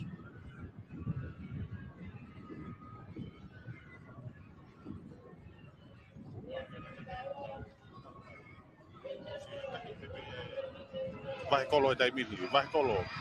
Ilo tau kia tai lulu. Vahekolo tai lulu pe foki vahehake. Nau maka mai kau kuwa mapita asima tonga hai. Tonga hai e nia, ko side school, tonga side school. Tonga side school lawa te pe ulah kia toa side school. Ai ako tangi mausia siri. Me tonga side school. Ai ako Mari abu siri. Pe toki whikau ato vahekolo. Ia ko vahekolo kuiai ofa mo ui he. Te te pe ki he hiti whakaosi. Ai he tolo mita diau ai Midget Girls. Leini ua kuiai Loveling Vaiangina. Pea mei mamalo side school. Ko lein tolu ia safi la safi pea mei he akolo tolo to hake. Lein fa ko Desire Frimone. Pea mei tupo high school. Lein lima ko se ni whakahoko pea mei he government middle school. Lein yono ko tefni anau pea mei ewa. Lein fitu si uti ti whanua pea mei kunsalote. Lein walu rewa ko Caroline e whakahau pea mei lia hona. Ai koe hiti whaosia nia.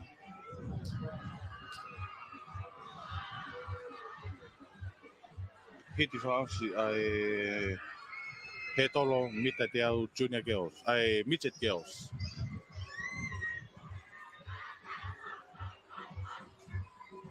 Ai ako whatonga e ruai government middle school hifo, pe moki hake.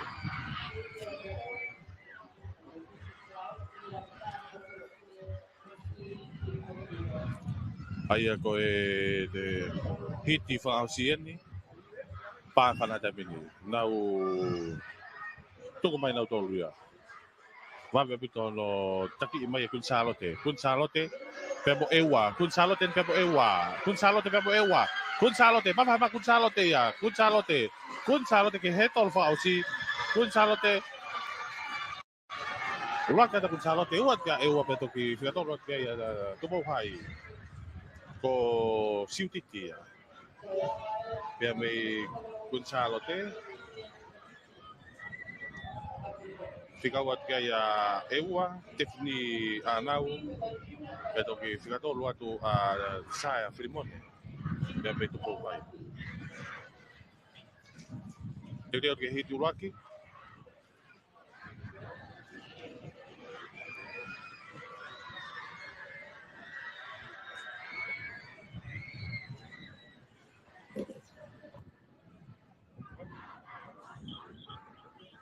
Iti uraki ai whanau whine iki pe koe Junior Girls.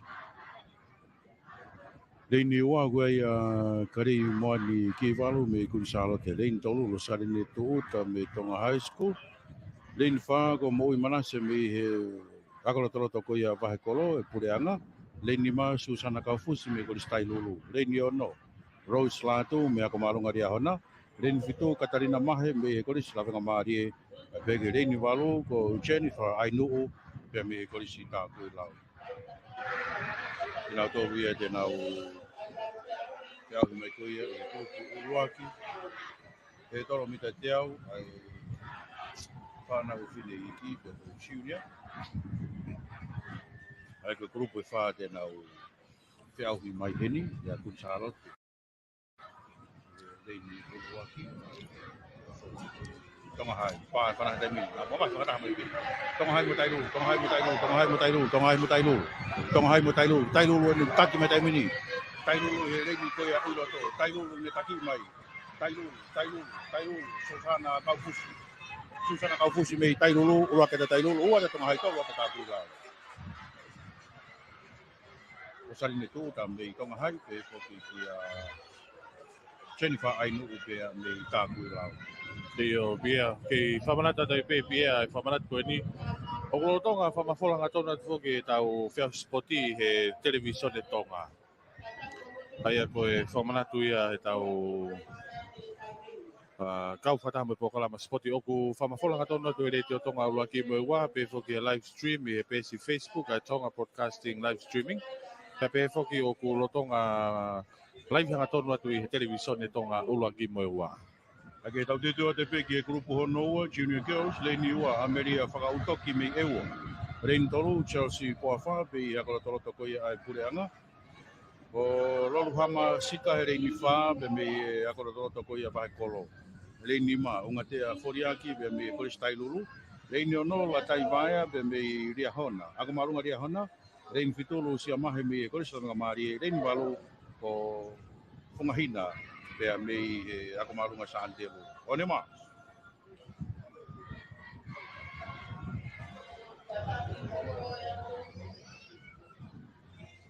Ma wat pe tepi.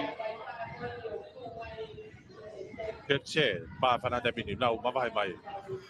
Maka mai Ria Hona. O ma mito asi mai pe mo wahi hifo ni a ako lota pure anga pe hifo o si mawahai mai. Ha hifo ia. Hifo government middle school. Hau ke he tolu whakau si hifo ulaki a hifo ua Ria Hona pe tuk whiga tolu atu a wahi kolo. Pea kamata ke asi mai ni he kau star ko ni whiau sport a government middle school. Ko Chelsea Boa Wha pe me government middle school hi fo ko Ria Hona ne whigaua lata i vaea pe to whigatolu atu ko e whigatolu ko whatonga i atu ko e vahe kolo kau kai ke asi mai a vahe kolo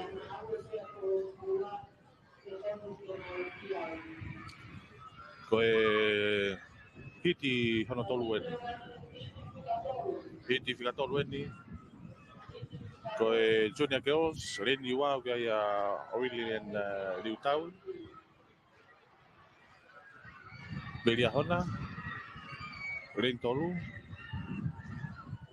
ko Sofiana Moala pe me Kunsalo te Reni Fa Luciane na fa pe me Taku Lau Ren Dima Torita Tonga pe me Afo ko Reni ono Cecilia pa mama me tu hai ka pa fa na tabi nau to na mai ka ta hu mai fa fa me Afo ka si mama Maria Hona ya Ria Hona na pa Kunsalo ka ko si mama Maria Hona ya Ria Hona pa to Kunsalo te Ria Hona mga mai Ria Hona ke ha u ke to fa si Ria Hona ulak ke Ria Hona toki fica wat ka tong hai fica to la Kunsalo te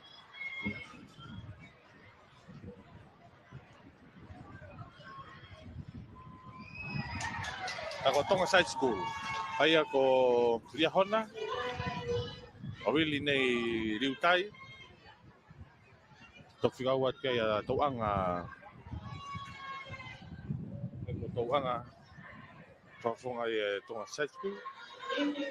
Whikatolu a Sofiana Moala. Hit whakausi e ni. Reini wā kia i rea lofi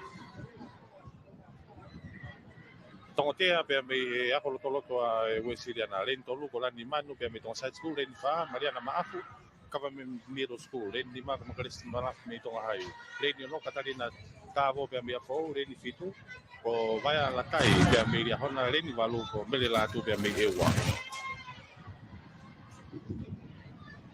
Toko fitu ia te nau te au mai hiti koe ni.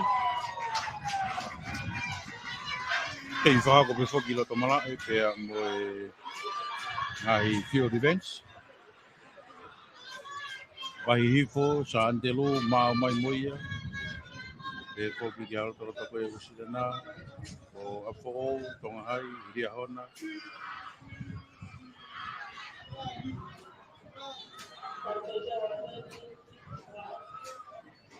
Me ewa.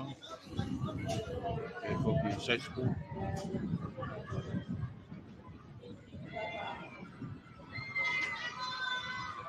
Mo tolo koe mo mea mai he radio, ka koe hao mo television e tonga. Io, atanga pepea mo e television tonga ko o si kamata whao whatongi atu moia. Pea tau pepe tau tolo koe hiri pe ni tau hoko tai peke tala ai fiafi. Pea mo...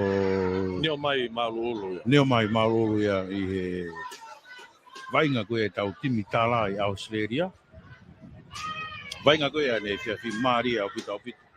Ai lama koe ke whahu mai mo ni fo. Pea ke i lama pe e palavi e pea mo veve. Pure i oro vai. Nā engari whawe turi koa Kenya. Koe wakai koe e whai ako. I whakahu mai watam fo. Angeu pehe Kenya nau paloloa. Pea e wawe ange nau turika. Kai pehe e palavi pea mo timi i kai. Koe mala ia o timi e tala Australia. Tuku kehe i ko mamani i Afrika. Nā toki kehe tala noa ko ia. Ka koe whakamelo ini reo popoi. Tau kamata i he television e tonga he Hoatani, Pongpongin. Pea ai fiafi rewa. Koe tau ia e tala. Ai a koe e fiafi e ahoni. Pea mo e tala. Amanaki ke nā whetawaki pea mo timi ko ia Zambia. Me Afrika pe. Kake, one maa. Ore maa toni ma pe kablere kon Kecet Fostata ko tonga hai ko e whawhanga me tonga hai na e Fostata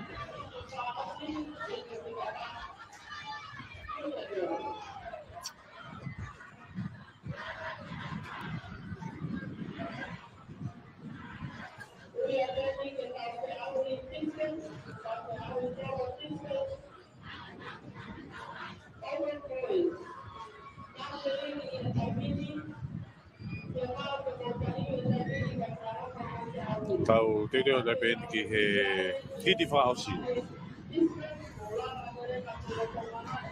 pa whana da bini nau mama hai mena tauria manga mai wawe pita ki asma e wa heret ki tua mai pefo ki tonga hai tau ku tuntun me side school heret ki loto hau ewa manga mai ewa o mau pita asma side school tonga side school fala kama side school uya tonga side school manga mai hau ai pege te pi ulat ki ata side school gawa ka ewa me toki fikato ulat ki tonga hai ko lani manu pea me tonga side school mere la tu pea me e wa na fika wa pe to fika to wa to tonga hai makresi Maria tete o te peta tolu ki he mita te au ai intermediate girls ko e leni wa mere ke pupe me ewa re tolu ko Isabela ko lo pe me afo re di fa apkare pa ya me santelu re di ma roof carpet pe me Gonzalo te re ni no ko tapai ta sati ni pe me tong hai re ni fitu ti we ti la wingo pe me ria hona re ni valu ko petili salatu pe me tailulu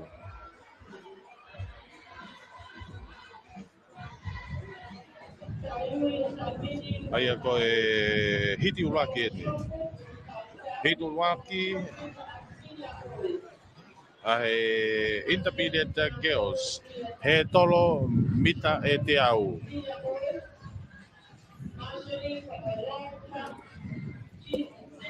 Whamalo e pehe ni ke patngawe ngā whalat whanua.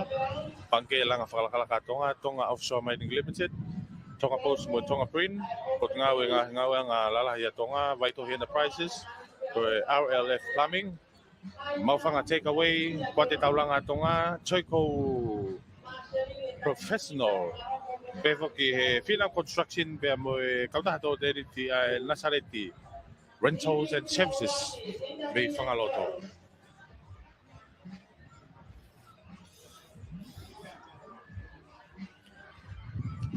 Now, onima ketse pākana te mina. Now, mawahai mai rakmanga mai a Tonga Hai. Tonga Hai e ni osi mawahai mai Tonga Hai a tāpai ta sātini pia mei Tonga Hai. Sātini pia mei Tonga Hai osi mawahai mai a sātini a. Sātini, tāpai ta sātini ma Tonga Hai. Ula kia toa tāpai ta sātini. Tok whikau atu kai a kun sālote. Whikato lota a fō.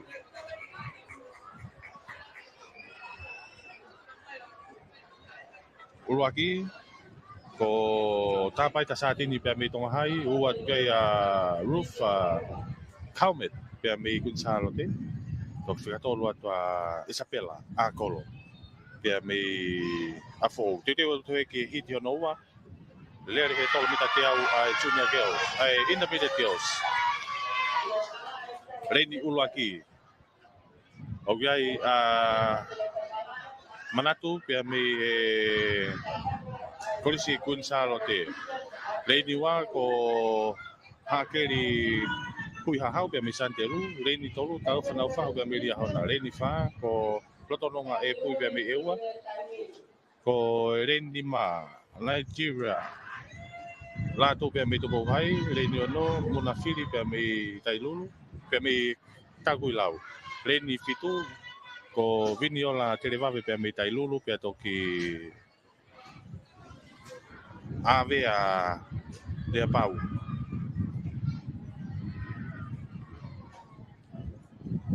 Pia mei lawenga maari i he Reini whikawanu.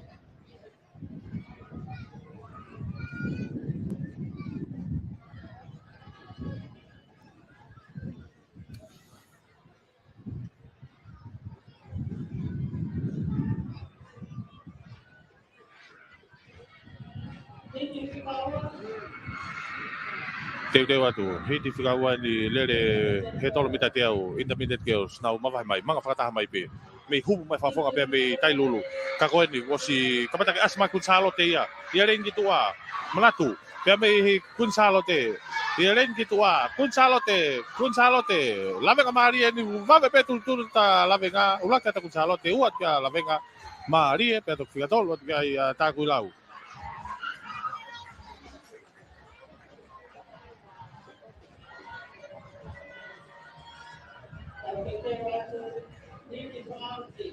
Teo tu ke hiti whao si.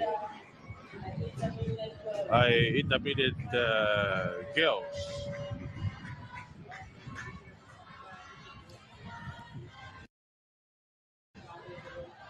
Ko resi na kula pe mea fou, reni tolu, Katarina Filimoni mi Tonga Hai, reni wha, si mai mapaso ni pe mei ewa, reni ma aristupo pe mei lawenga maari, reni ono, o fatu ifua mi Riahona, reni fitu ko lavnia proloviri pe mei Egg Community School, reni walu ko mere wharikakala pe mei he kori si Taguilau.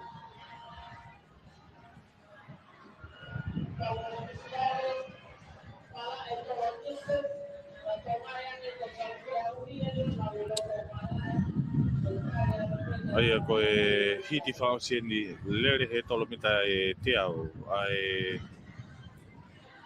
intermediate girls.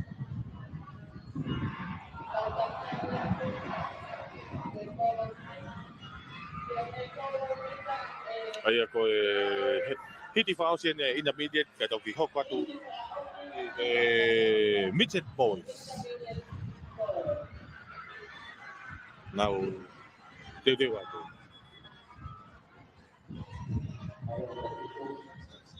Tola he bita teu whaiwa.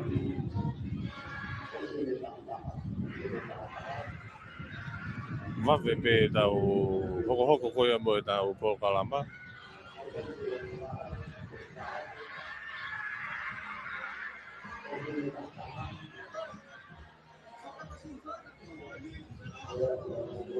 Ai ko pa ma fana tamin nau mave pito asma ria hona rin piloto ria hona o ma pito asma ria hona o si mava mai kamata mava ma ria hona pe me to nga kaulere ria hona mga ria hona hau ke tolo fgawa hau pe ke tolo fgawa si ria hona ulak ria hona uat ke to hai figa tolo ke ta ku lau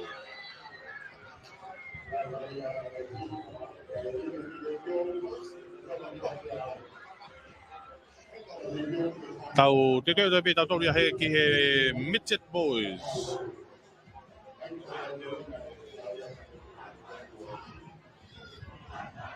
Loe ki ta whaki whakatoke lau koe Grandstand Kevin. Ia. O game ke kau timi spoti ke he funga Grandstand. Pa koe whanau nau te lova mai mo nau tō. A ko mai pia ngata stepu. Te te pe ki he Tau te ke Midget Boys. Ko e ren ulaki ko he seti tau pe me tonga hai. Pe ren iwa Solomon sione lolo mana ia pe me toloa. Pe foki a lisia te kofe. Ko whelo aki ka pe me reni wha, me tupou hai. Ko e reni masio ne tui nuu pe me afo ou. Ko e Egg Community School, Ravnia. Ko e marisi, ko marisi foki o ku konga mai pe, ano prini mai a lisi. Ai a koe whai ku koe a ku kangi o ku kake fuku ilonga le rei, o atu pe hingoa koe mua. Koe hoki e re voro koe ni Kevin. Ua kumita te au, pe a koe maalunga koe he tolo, whawheunga pe ki he lalahi koe ni. Ange koe Midget, e ke Junior. Koe ni wamanaki ke whiauhi mai ai Midget Boys. Kamata mai i he whanau tangata Midget Boys.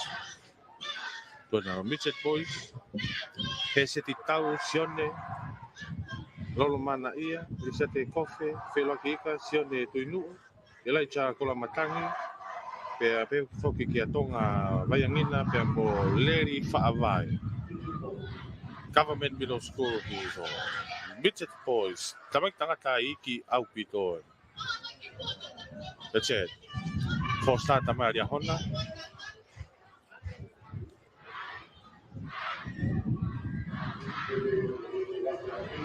Peki asi mai hingoa e whawhonga ria hona.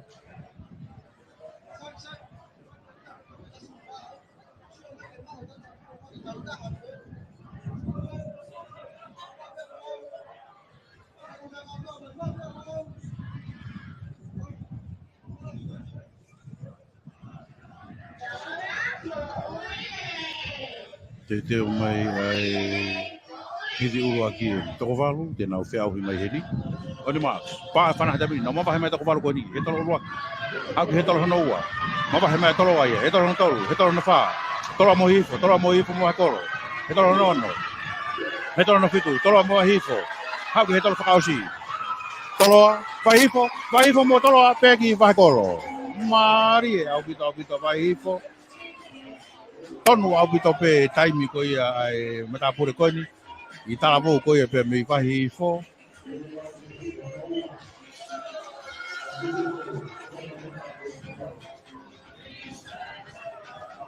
Wa magi te pi ura ke a hifo, ua tua toloa. Tua toloa mai kolo.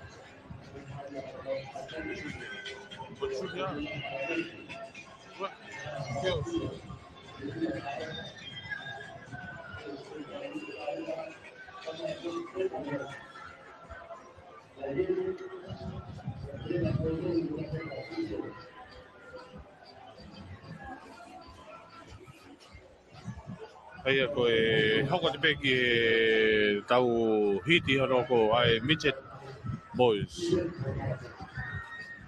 Ngari peki aha Midget ia risi mangau ake.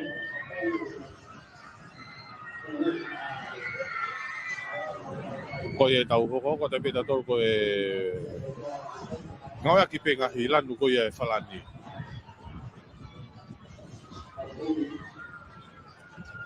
Kapau ne hata rana eh.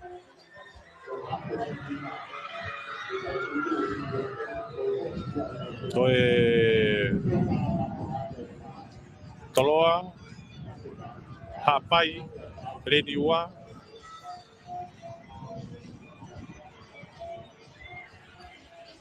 kon. Koe au mai risi, ka koe risi koni, o ku konga te whakaiku ia, pia i he wakaile rei taha, tonu ke ngā aki pia e whalani ia.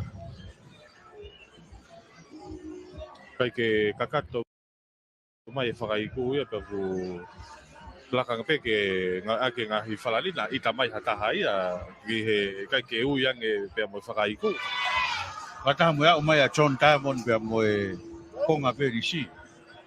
Oa, John Diamond ko tama puke fuka lere.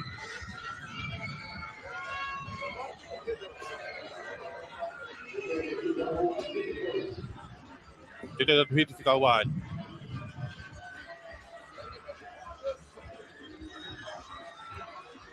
Hit kawan.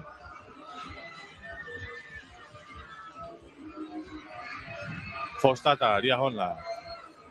Te foki mai.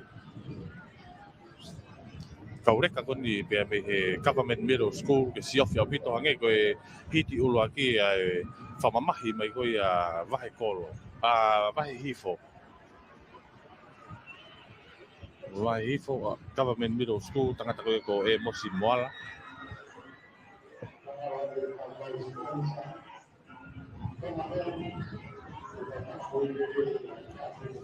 Ai ko e Fostata koni ko ria hona. Tari whatawhehe. Pea me ria hona.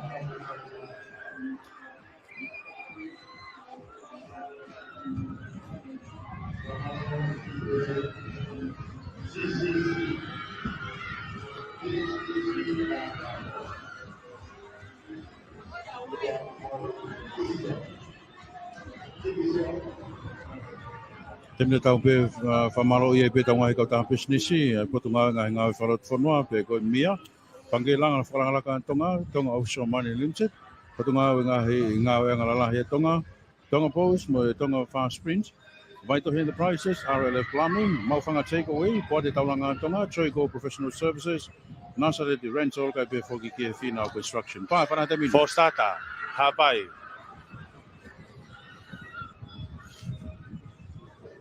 Ki Fostata i hapai. I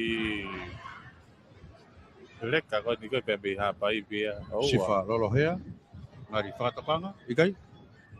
Ikai koni Fostata no wa ni ana. Koe do wa ia, lava i Pea pea. nga e pe sifa lolohea. Pea me he hiti koni.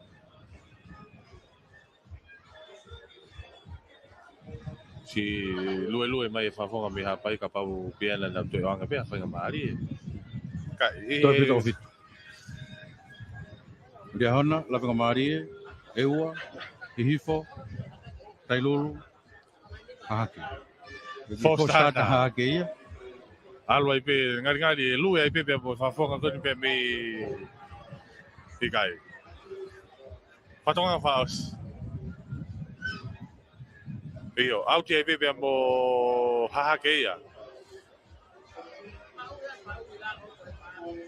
Filipe o whahulu, Holo i kaulere o tono he taimini. toi pe tokono,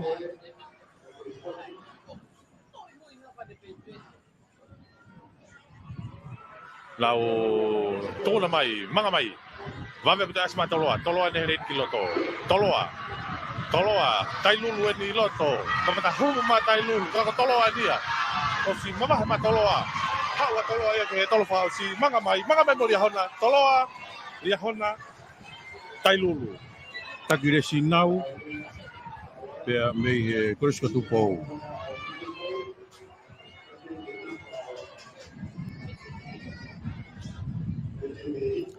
to whikau atu atari whatawhehi pia me ria hona. Hiti whangausi e te. Ko hiti whangausi, reini uruaki wia haapai, ko haapai, whamalo e pe ko ria hona pe ku saitaha e nau, ko ngai mai koe whakamoko e kau whawhatongia, ka koe na ko haapai reini uruaki, ko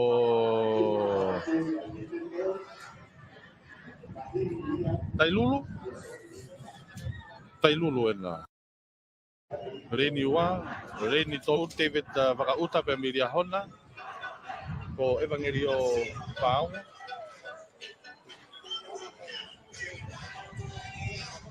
Pefo ki he reini lima ko Ewa. Reini ono ko Government Middle School. Ako lotolota Bureanga. Reini fitu wa mamaloa, reini malu ko Tonga Side School. Oh, ko vahe kolo, eh? Aia ko hapai, tai lulu, vai kolo, pa pana te mini. Nau, mama hai mai tua, langa mai whafonga pe me ewa, kako si mama hai mai toinga kaulere. Koini, manga mai, vahe kolo, ni ko si manga mai whafonga pe me vahe kolo. Puta malahi au pito. Vahe kolo, pe mo side school, vahe kolo, ulaka no vahe kolo, uaka side school, pe to whakatolo kaya vahe hahaki.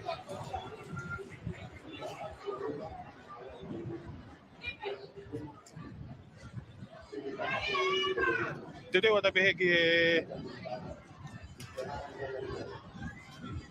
Junior Boys.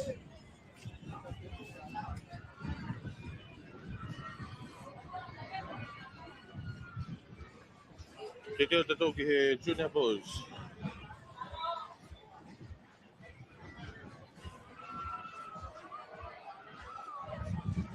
Ko e Junior Boys. Ikai, ko e Senior Girls. Ngai ko Senior Girls e ni, eh?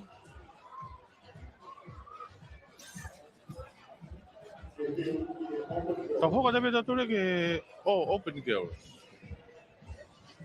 Bueno, Open Girls e ni. Ko e Reini Ua, Takui Lau, Reini Tolu, Ria Hona, Reini Fa, Ewa, Reini Ma, Ugia Tupou Hai, Reini Ono, Kunsalote.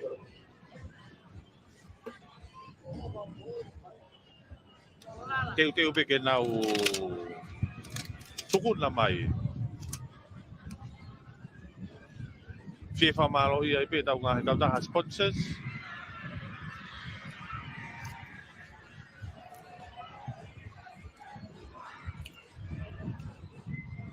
Nau wangare ri whapanga kai malama ke whamawhala tonu atu. E tau whiahu spoti ono hiwanga whumano. Ai ngā he korisi.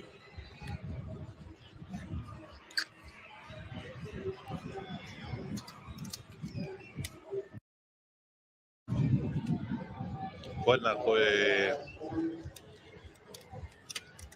Naim da tau takai holo pe me nihi e kau whana wako, kau matapur he ngahi ako ngai korisi.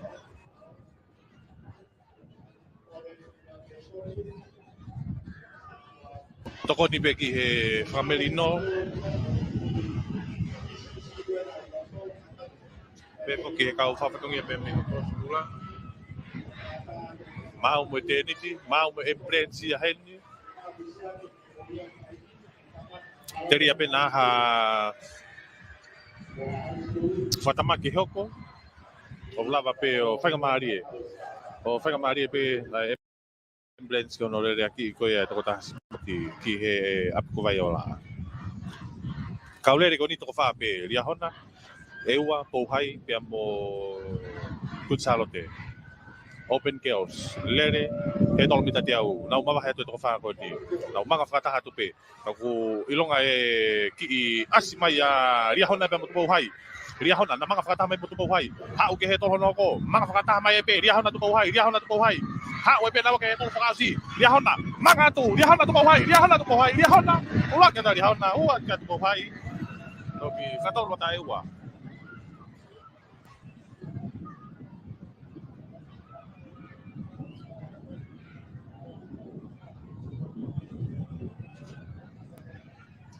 Uluaki ia, ria hona, ua kia tupo hai, whika toro ta eua. Hoko te peki hiti ono ua. Hiti ono ua. Hiti ono ua ani. Koe reni ua, afo ou, reni tolu, eua, reni fa, eua, reni ni ria hona, reni ono, tupo hai, reni fitu, kunsalote.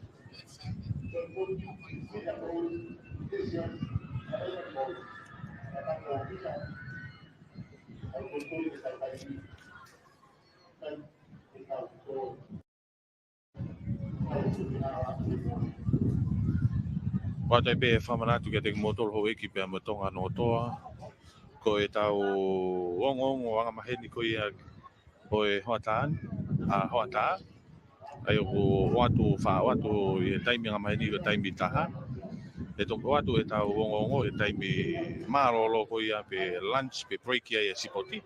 E toki whahoko atu ai e tau ongo a tau tolu. Pe ka lava pe e tau ongo. E to e foki mai pe ke tau kau whataha. Pe me he pake te whai vai ono whakato atu ai sipoti hono hewanga fulu maono ahono ua ka koe ahoni. Ai koe whamanatu pe ka te motolu kau whanau re tio. Palau ke tau kau whataha. Pā whanata piti. Nau mawahe mai. Manga mai. Ko afo o ka mata hupu ma afo o. Tupo hai. Tupo hai. Hau. Manga ma tupo hai. Tupo hai. Tupo hai eni. Afo o kun salote. Tupo hai. Afo o kun salote. Tupo hai. Ula kia ta tupo hai. Uat ke afo o kia tu kun salote.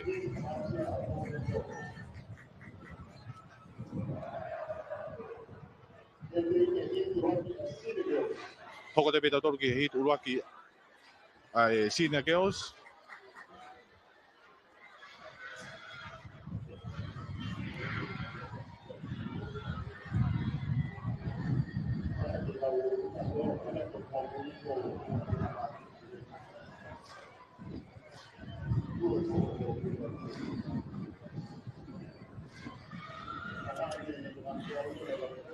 Koe reni uruaki via tailulu, reni tolu, eua, reni fa, santelu, reni nima, ria hona, reni ono, eua, reni fitu, taguilau, reni walu kun salote. Aia koe hiti uruaki a lelere he tolo mita e te au ai senior girls. Aia koe hiti uruaki eni. Pea hange pe koe neu whaunga tu koe risi kong mga we a kimu kai ke kakato e ngā whakaiku, ai asi konga mai pe ngā whakaiku. Pea ku mga we a ki pe ni ai ngahi api ako. Teri ana whaiwhau i te ngia mai ki maua. Ai kai ke kakato a hono ui atu koe e ngā hingoa whanau sipoti, ai unau lere ngā event tata. Ai te ma ngoi aki pe ngahi api ako. Hiti uruaki, leini ua, tailulu, tai ko kaurere, tailulu, eua, santelu. Pefo ki santelu, ko ria hona, eua, tagulau, pea mo kunsalote.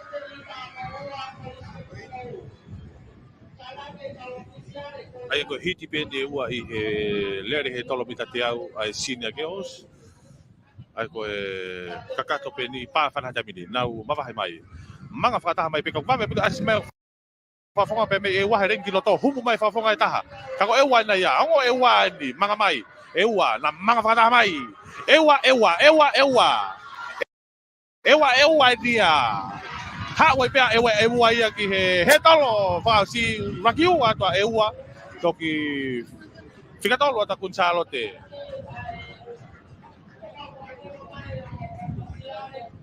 Ongo whafonga koe pea me ewa.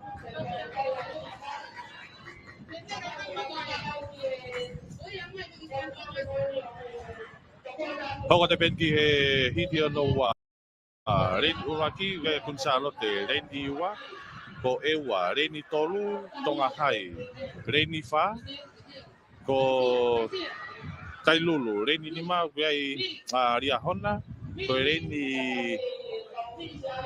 ono takuilau reni fitu ko hai reni valu ria hona hit fa osieni ai he tolo mita te au sina ke os fa fonga kon pe ria hona to ke fa tonga heni Ayo ku ka ini kapu'u vai tai. Nai fuilo ka pito fa mahi ka vai tai he aho loaki. Ke siofi helere ko ni. Ayo ko fa fonga pe tahari aho na ku lere hen. Oni ma ke chet pa fana te bin nau mawahai mai. Manga mai. Vave pito asimai ya hona. Vai tai ni ko si mawahai mai. Ria hona, pau hai, tu pau hai na kumanga ma tu pau hai, fala ka me ria hona. Tu pau hai, tu pau hai, tu pau hai. Ha wa pe tu pau hai ke he talo kasi. Tu pau hai, ria hona. Pe tok tonga hai.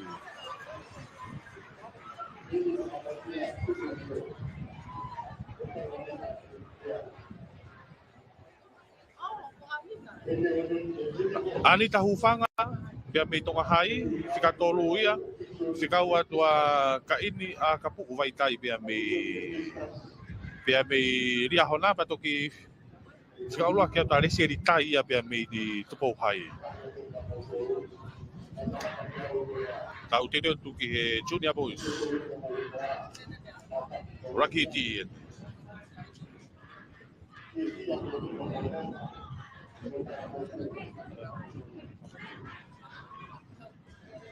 Ko Ren Uluaki, uia tonga hai, Reni ua ko Toloa, Reni Tolu ke Wahikolo Government Middle School, Reni fa tupo hai, Reni ma afo Reni ono, Mamaloa, Reni fitu, Tailulu, ko Reni ko tui ko Government Middle School, Hihifo.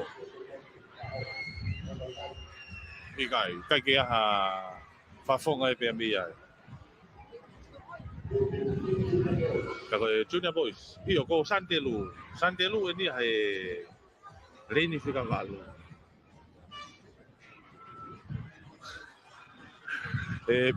Mea ko umari ikai ko ke aha fafonga ia. Reni valu. Ayo ko fitu pe ka Reni ko ini. Tonga hai, Toloa ko fatonga i ton ke ki wakai vai kolo.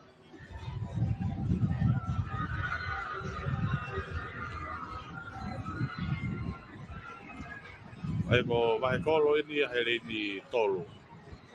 VKG ko ni fanu no. Kau ke he pia ko fe apia ko fo ko VKG. Pa fana tabi ni nau mama he mai manga mai. Asima Toloa tonga hai.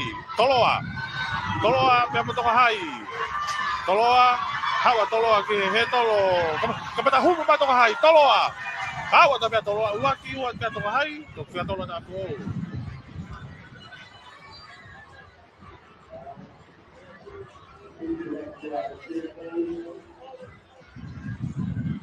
Ai ko sione lolo mana ia pe me Toloa. Fikau atu he set kau pe me tonga hai pe to fika Toloa atu sione tuinu.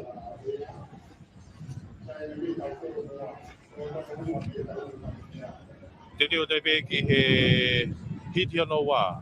He tolo mita te au Junior Boys. Reni Uluaki o kuia Government Middle School. Reni wa Uiai atere Reni Tolu ko riahona Reni fa hapai. Reni nima uiai Wahikolo Government Middle School, Reni ono, Toloa, Reni fitu, Ewa, Reni malu, Santelu.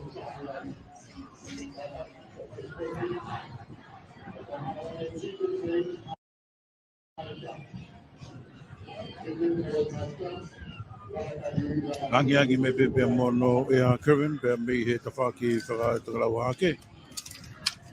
Te watu ki he hiti hono ua, he tolo mita e te au.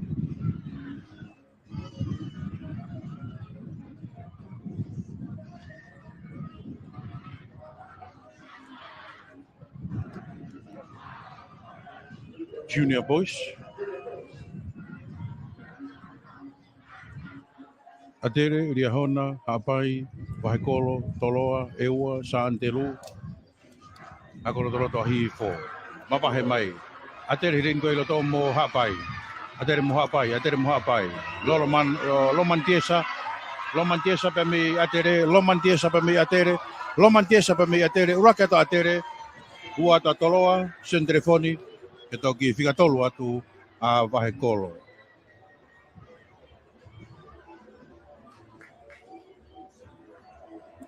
Koe taimi le rei taha koe ia i he ngahi siwi koe ni. Toko ai e toko walu ke whainolo i he tolo mita e te au.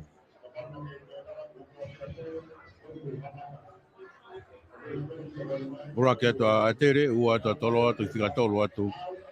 Ai ako lotoloto koe ia pure anga wahekolo. Te teo atu ki he hiti hono tolu. Hiti hono tolu, leini olu aki, matea ki chiuni aki walu, pe mi saantelu. Langkari whakahua, pe mi i eua. O auka lātu, pe mi mamaloa. Pe whoki kia semisi vehe kite, pe mi tākui lau. Sila pangai, pe mi ria hona. Ko sori vea tupu, pe mi akoloto koia ai pure anga. O hahake. Pe whoki a Filipe Wesi, pe mi akoloto a sesipisi ana. Pe i leini walu ko isleri ahorelei, pe mi Tonga High School.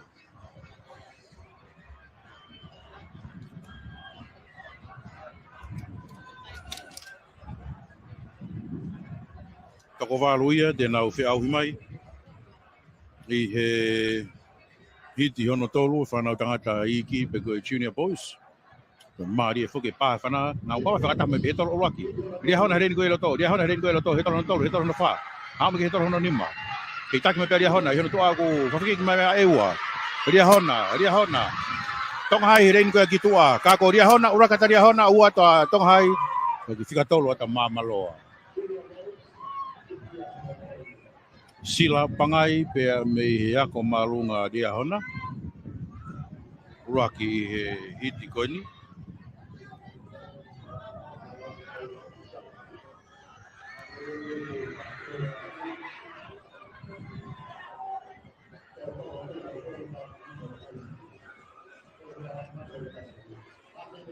Te teo atu ki he hiti whakaosi. Kurupu whakaosi.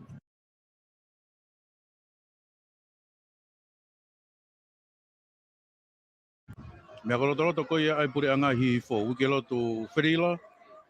Pea mei Tailulu. I he rei niwa ko viri mā ka lātu. Rein tolu ko paia he lotu mei hapai. Rein whā ko re kolo tupou me lawenga maarie. Rein ni mā ko paia mafi me ria hona. Rein ono ko mai kolo hua kau. Pea mei hea kolotoloto koia ai saspisiri ana. Sione lon tenisi pea mei apo ou pea eke siao si tautai. Pea mei he kolistonga. Toko wāruia, tēnā o whiauhi mai. I he tolo, mita te au, ai whanau tangata i kipe koe junior boys. Ea koe whanau e toko ono toru whakakatoa. Vai ke ngai kurupu koe ni e nau sivi ia e taimi rei taha. Bua tai koe ki he whainoro, he tolo mita te au. Ai junior boys. Koe hiripe ni, teo mai ai intermediate boys. Ai aku ki hiki hake he tolo ki he sentimita hiwangi au taha. Ka koe mita e te au hongfu. Whana tabi, nama wahi mai. Ria hona reini koe loto. Ria hona reini koe i loto. Ria hona reini koe i loto. Paia mafi me ria hona. Paia mafi me ria hona. Ihono toa koe alapunga maarie. Paia mafi me ria hona. Paia mafi me ria hona. Arata peki he tepi. Ura kia to ria hona. Ua talapunga maarie. Toki whikatolo ata po. Paia mafi pea me ako marunga ria hona. Kuna ai grupu koe ni. Pea ihe taim de tau pe ki taha ke ai maolunga ko he tolo. Ke whawofua pe ki he intermediate boys. Pea to ki tahatu pea mo e tureki. Me he mita te au ke mita te au hongo furu. Ai ko tāna ki mai pea mo e he tolo ki ai. Ai maolunga kataki. Ka koe foi he tolo hongo furu whakakatoa.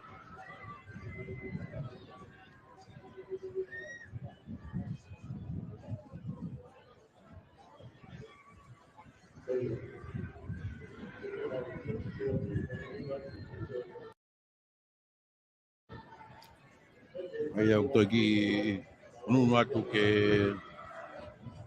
lava mao ai mita te au hongo furu. Ai a koe toko ono whā, tēnā u whea auhi mai i he hiti koe ni. I he re volo koe ni kataki. Ai a koe hiti uruaki, i ai toko wālu ai. Hiti hono ua koe mo toko wālu ai. He ke hiti hono tolu. Ka hiri e teo mai pe ai open boys, pe toki tātuku ki he senior boys. He hiri pe whokia he tolo mita e te au mo te au hongo fulu. E teo mai pe mita i whange au. Ai a koe whanau whine iki au pito, pe koe Midget Girls. Koe toko no fitu, tēnā u whea auhi mai i he mita i whange au. Vai wahi ki he grupu e whā.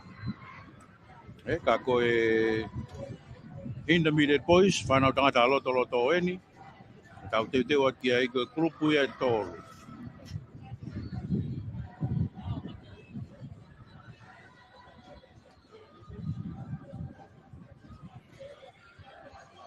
Kai mta tau pegu roto ngā whahako i loto malae, pea mo e tolo mea mamawha. Ea koe ngahi field events, kei whahako pe mo e loto malae.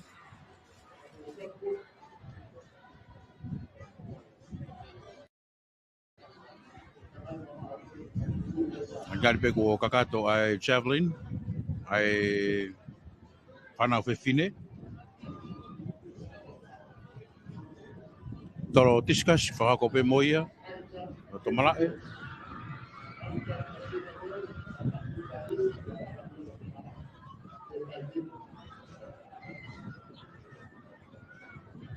Pegi e tolo shot put. Ai whanau tangata loto, whahako mo ia loto malae. Whafongai me koristonga. Pe whoki ki he tolo sika.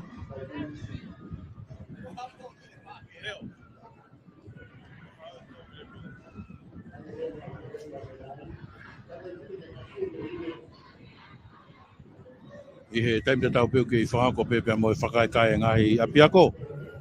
Mei he korisko tupou, pe whoki ki he koristonga. Kunsalo, te kau maa ko marunga ria hona. Tā kui lau, lawenga maari e apfo.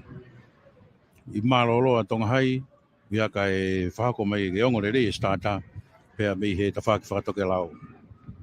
Te teo mai ki hiti uruanki, whanau tangata loto, mitan te hongo fulu. Reini uruaki ko James Fita mei tā kui lau. Reini hono wango te vita kuri kefu pe mei ria hona. Reini tolu Patrick Thomas pe mei api fo'o. Ko Augustino Pascala pe mei tonga hai. Reini nima ko Robert Lolohea mei Tailulu. Reini ono tau anga pani pe mei Tupo High School. Reini fitu ko Silo Sivea pe mei Toloa. Pe ihe reini walu ko Sione Kiu pe mei Ewa Secondary Schools.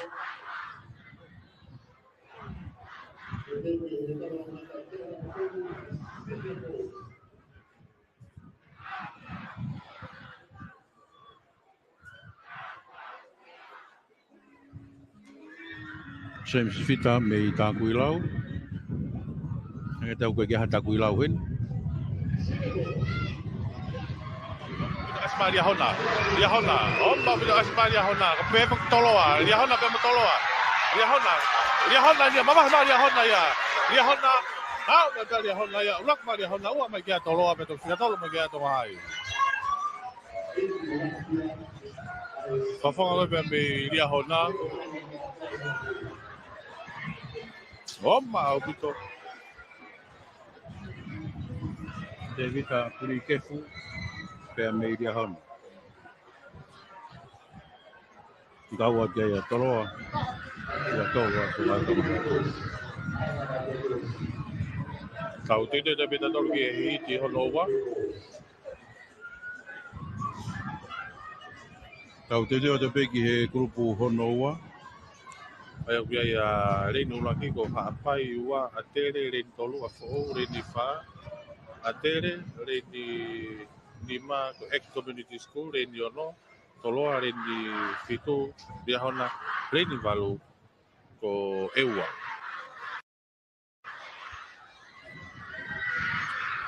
E koe hiti whikaua ia he tolo mita te ahunga fulu ai senior boys.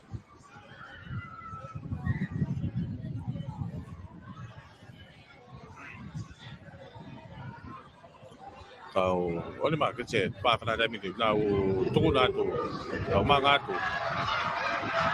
kona taki mai toloa na yo si mama hama toloa kumu maria hona toloa rakia ta toloa ua kia e ua pe to sa toloa kia ia atere kumu fa fonga ko pe me lia hona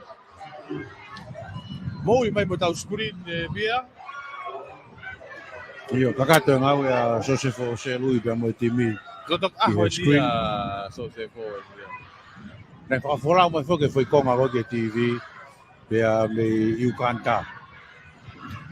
Whakafo mai Yugoslavia pe me ngai whanua ko ia toki au mangi ahon ki te whaiwa. Ko me osi aho noua. Ka te te pe hit fa au si. Renu laki wea ia lawenga maari reni ua ko tonga hai reni tolu wea afo reni fa ria hona reni lima ko tailulu reni ono ko hai reni fitu atere reni valu rewa ko taku lau. Ai ko e hiti fa au sen lere he tolo mita te awanga fulu ai senior boys intermediate boys. Yo ko intermediate boys.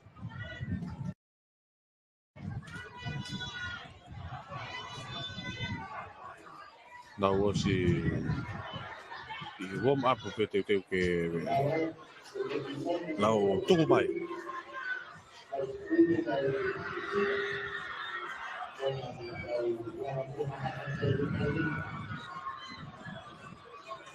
Tau FFB whamalo ia tau ngahi kau taha sponsors. Malama ke lau whamawholanga tonu atu ai pōkala ma sipoti hono hiwanga full mao no ngahi korisi. Whamanata whamawholanga tonu atu e radio, pe whoki e Facebook, pe a mo e television e tonga luaki mo e ua. Ke ata pe whamanatu mo e tau ongongo e toki whamawholanga atu ia ka Preiki. Kako e pa whana tamini, lau tukuna mai. Wawe pita asma tailulu i loto. Tailulu, atere, kako koe ki whalaka ma atere ia. Atere neo, si pamahe ma atere. Atere, hawa na atere ki he tolu whakao si. Wata pe atere, ulaki ua kia fau, pe to kia tolu kia i tailulu. Atere a fau, tailulu. Oi, he tolo whakao si koe atere na tō he tolo. Tau he tolo sponsor ia i he Nisi. Nisi kuaru ia tako. Nisi Trading. Tau te teo te pe tau tolu. Ko tui ko e sini ani, he tolo me tai te au fulu. Ikai, open. Ko ia ko e open boys.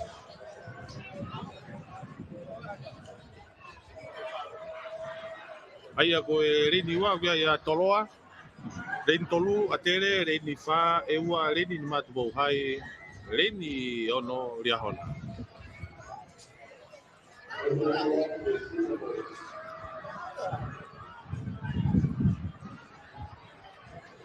Aia ko e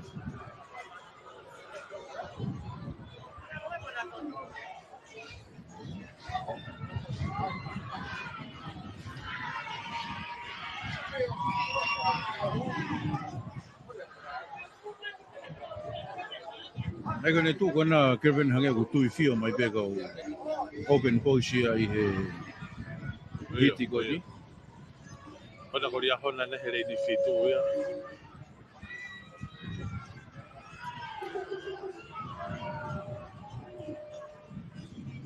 Fatonga e toa Timote Lutua, e kia Brian Manu.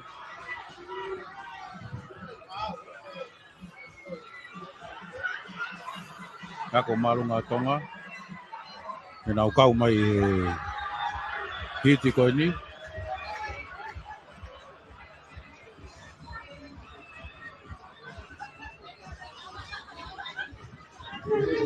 Pegi whaponga mei ewa. Te vita pāu ka mea.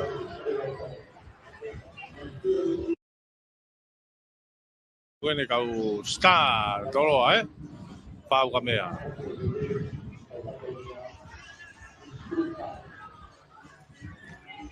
Pemda tau pe ko e sumpa mei ako malunga ria hona.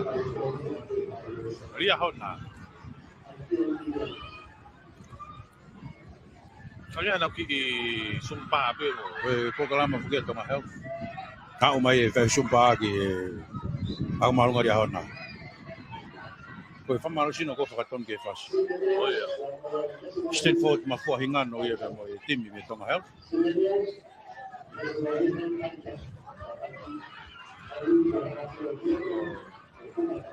Claftoni? Lato? Kau pou ia me potunga ia ko mo ko ngawe. E sumpa ko ia ai tonga health. Kai ge ngari te fa no bakai ai risiko ya kinauto. Ola na wasi. Ia mata. Pa mana jami di na.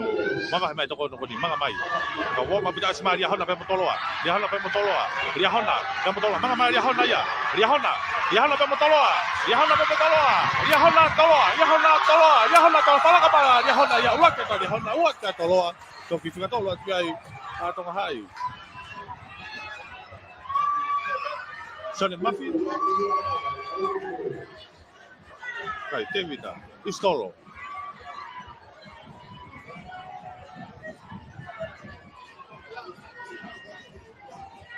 Aí ako open poesia. So hoko tueni.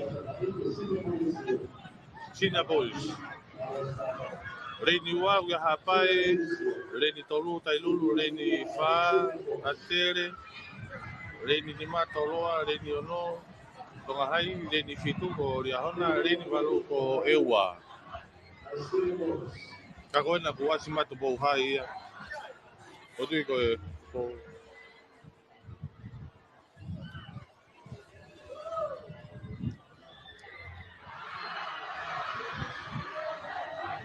Kei lanu kula pe fuka ko ia ai tepi.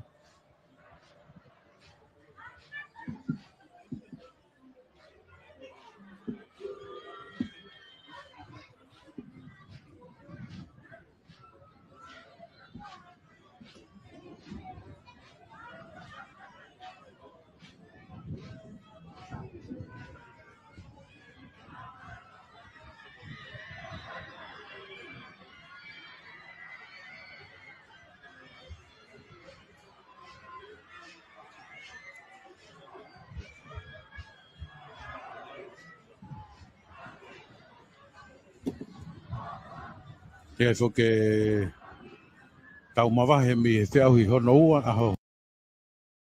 Hono ua. Ai a ko e mida tolu a whena tau tawhimala e aho ni.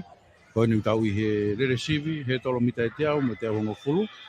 Pea kahiri ni te teo mai ai te au hi mita e whaange au. Takai taha, lowa takai taha. Pea kahiri e sivilere mo mita e te au, pe tau tātu ki rere fuka takai taha. Pa pana te miri, ama ke tolo noa. He tolo no tolo, ria hona rengo era tomo atere. He tolo no pa, he tolo no nima. Ria hona mo atere, ria hona mo atere. He tolo nono, fitu valu. Hau mai ke he tolo whakausi atere, ria hona mo toloa. Atere, ria hona mo toloa. Uraki ua mo tolu. Mari au pito au pito. Pea toi, mari ange, mari e. ai hiti ko ni Ton ko ya pia te taimi. Nga ke te funga funga he tolo. Ai ko tahawa tol.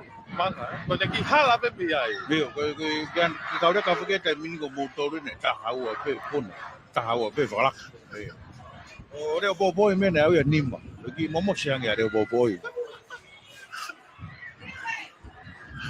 Tau te pe he.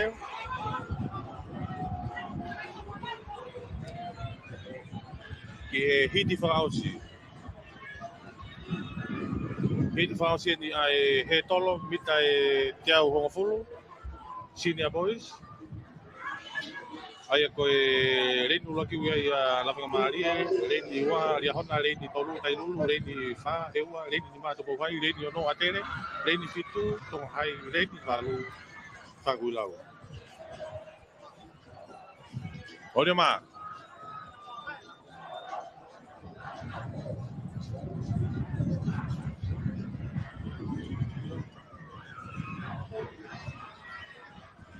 o re ma tai lulu atere tonga hai mo tu bo hai e tolo raki pe mata ta mo pe he tolo no tolo ka ma ke tolo no fa ka mata ka sima tonga hai ren ko to he tolo no no tonga hai i hono tu awan mo atere tonga hai ha o ke he tolo fika valu fika ho folo tonga hai uraki atu ua to atere to ki fika tolo atu tai lulu Andrew Moala pe me tonga hai e ki fika ua ko murinu tu ni au pe me ko stonga e to ki fika tolo atu pe Ko open boys ni. Te taha ia ke he tolo. Ai ko open boys. Ko tu ko toki open boys ni. Fata mo national men ai to ki manini atu pe ko ke te hongo fu te au ma hongo fu Hormu ya tu pe te hongo fu lo Ston ke to hori sa ko to. Really mo te fika pe ko mama ta tau pe te hongo Loia. I ngau nu pe me te hongo fu lo te au tahanoa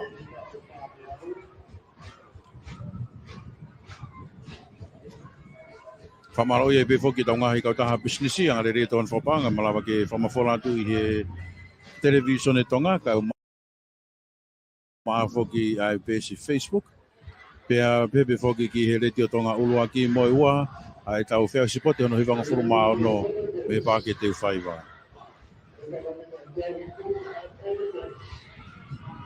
Tolosika ai whinemui pea mei ako marunga ria hona whako i he taimini lo tamara e ki e tolo me mamafa ai tawou pea mei he ako marunga Te teo mai ni ko hiti ulaki tonga ni. Open boys he tolo mita te au fulu.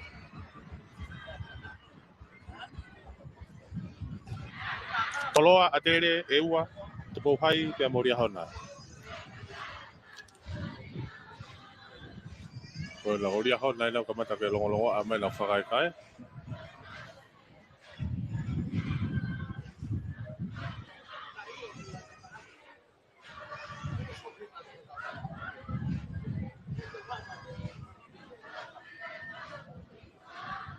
Ai au tau te watu ko na oni o ma.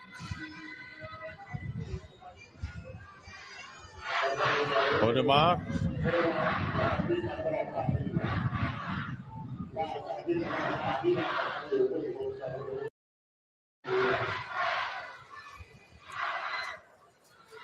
Kece. First start apa ya eua ya. Kamu tu David Kirioni pea me Kirioni. whonua mi ewa mana tu ke time na ke sipot ya Daniela Girion. Ko te ko ka Girion ni. Ewa atere toloa pohai pe moria hona.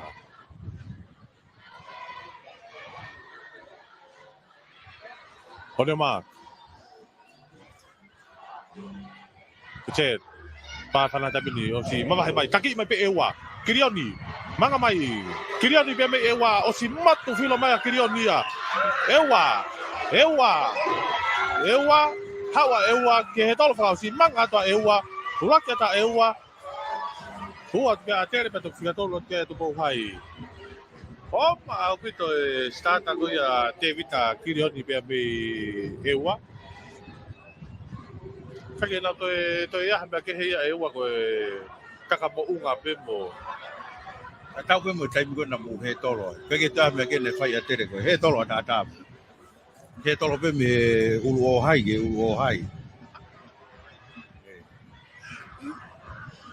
Te reo te peke hiti whaausi ai Open Boys. Reni wa e ua, reni tolu a tere, reni wha tonga hai, reni ni ma tāku lau, reni ono, ria hona, reni fitu ko lawenga maari e. Ka koina ko toko whaape ia, Toko whaape. Iyo, ko lawenga maari e pe. Lawenga maari e, a tere, tonga hai pia mo tāku lau. Toko whako ni, whakato mai rere fuka ai Open Boys. He tolo mita tia wonga furu.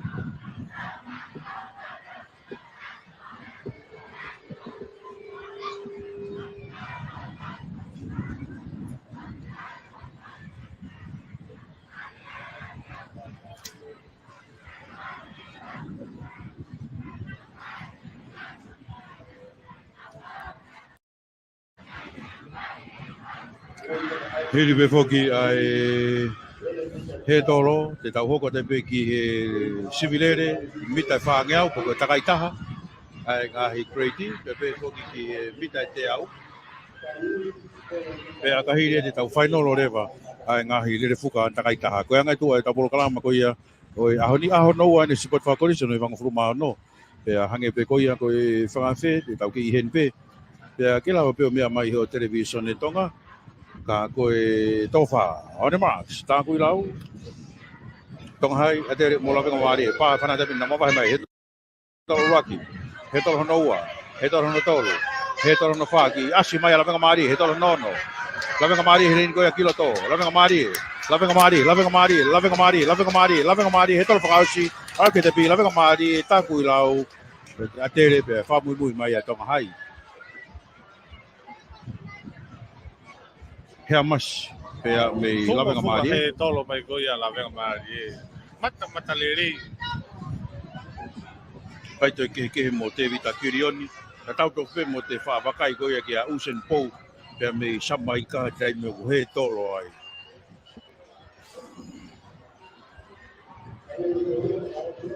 Koe kakato ai peia ai ngahi he tolo. Te teu mai ai mitai whaangeau. Sivilere pe.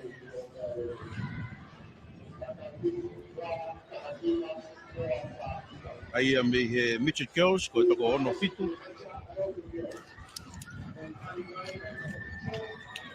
Toko ono fitu te nau whe auhi mai i he Midget Girls. Ai a koe kurupu ai e whā, vai wahi ki nā tolu ke kurupu e whā. Ke nau whe kumi ai ke taimi lere i taha, toko walu tūki mua. E tō me e whainolo o e revolo koe ni ai Midget Boys, ai Girls kataki.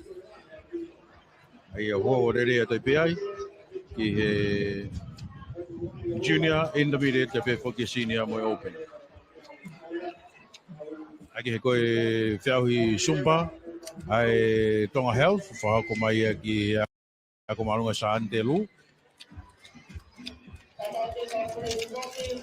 Ka koe whainga mare te taupe. Whai tā, laulo taha ena e Tonga Health, tangata koko, Stanford. Mapua inga anō ia. Stanford whoki na e kau e whia hilo patangai koe ngā hi lautohi. Ka kono pare na koe whai tā mai Tonga Health.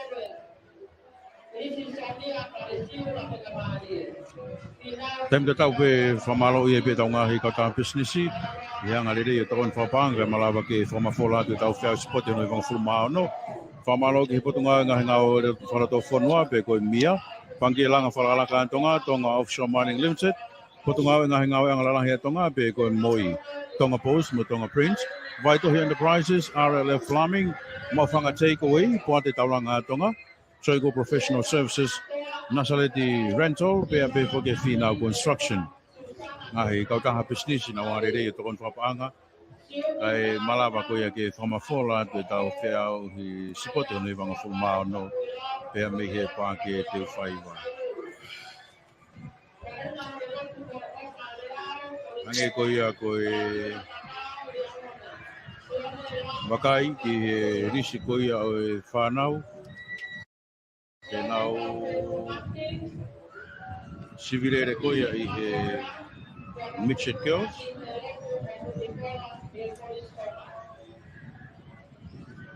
Ai ko risi ko mau ni ko toko ono fitu. Ina ko matai me ko ia ai mita whangeau pe ko sivirere kakaitaha ai ngahi polisi.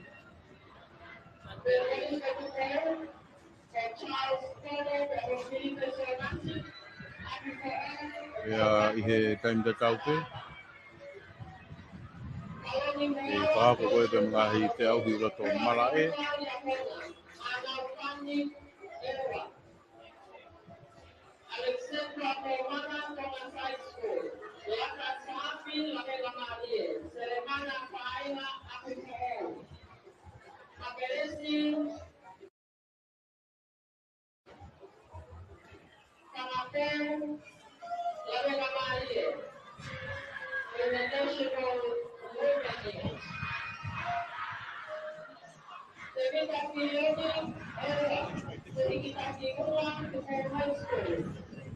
I he whaingamari e te taupe whoki, whamalo ia koe tonga i tauta businessi.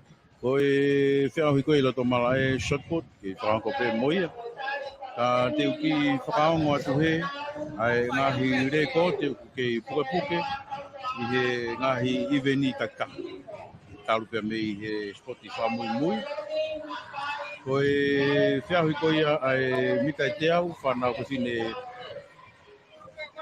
I ki au pito, pe koe Mitchell Girls, o ke pupuke rekoti ko ia he Anita Fancy, i he tau anoa hongo fulu, ai koe rekoti, o sekone tahatolu po ni whanau. Me i he mita ua ngeau ko ia ai whanau te whine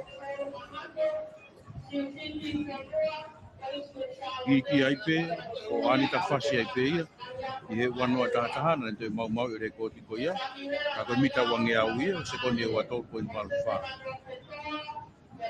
E mita whange au ko ia ai whanau whine I ki au pito, pe koe Mitchell Girls, Sprint.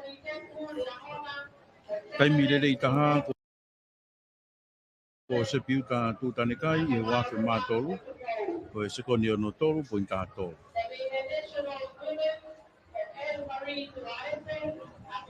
I wakai ko ia ki he mita valunge au whanau whine I ki ke puapuka pe mo rekoti ko ia se piuta tūtane kai I wafe mā tolu koe milite ua sekone tolu whapo I whawhitu.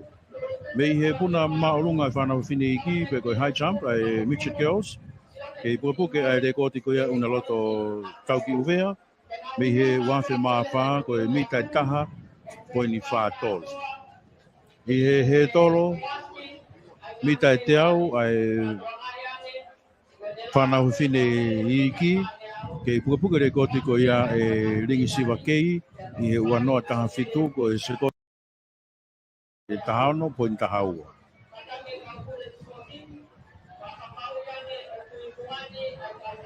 I he puna loloa ko ia whanau whine I ki ke pukapuka rekoti ko ia e ka whakahau Pea me wafe maua ko mita wha po in fitu walo. E wakai koia ki e tolo tiskas ai whanau whine iki. Me pukapuke rekoti ko ia e lamnia Vikilani Junior. Me he wanoa taha fitu ko e mita tolua po in tolu taha.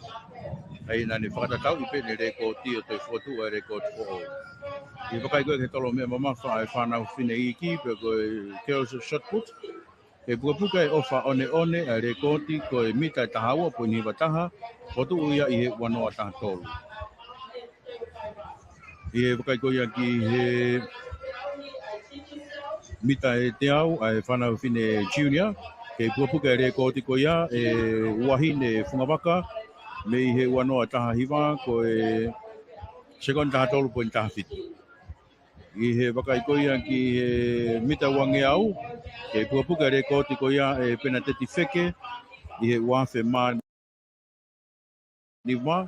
Ko e second e wano poin ni ono whitu.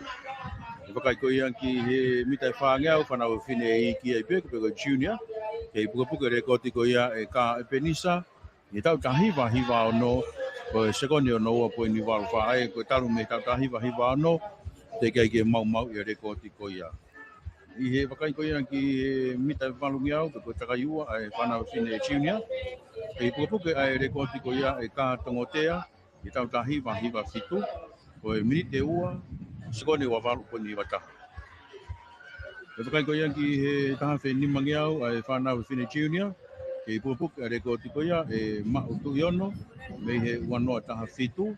Ko e minite nima, sekon tolu whitu poe ni ono hiwa. Ainan whakatatau i pere ko tatau i he wanoa taha whitu.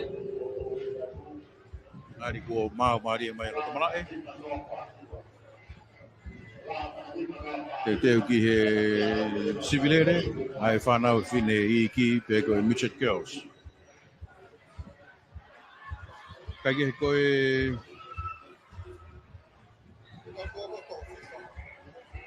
o mai ko ia ki he tau sivi lere. Reini uluaki o ku iai a munga orive. Kasirita tua kalau. Reini ua. A kolotoroto hifo. Mere purei. Me he reini tolu ko mere lola finau. Me vahe kolo. Reini wha te isaika. Me he a kolotoroto ko ia ai sesu siriana. Reini mā ko tiuripe, pea me hea kolotoroto ko ia ai pureanga, vai kolo, vai haake kataki. Reini ono ko Josefina Kata, pea me tuko high school. Reini fitu, Jessica vai Nikolo, pea me ria hona, reini walu o Puilupe, manha pai, pea me tāku ia.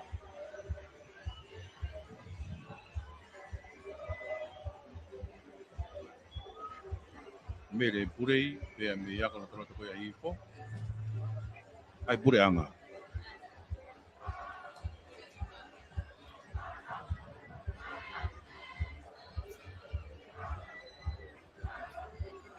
Ngāri ko māu mai e whanau whine iki, pe koe Midget Girls. Ke puka whoki ai rekonti koe ni, e se piuta tū tane kai, mi he wafe mātolu, o sekone ono tolu ko in tātou.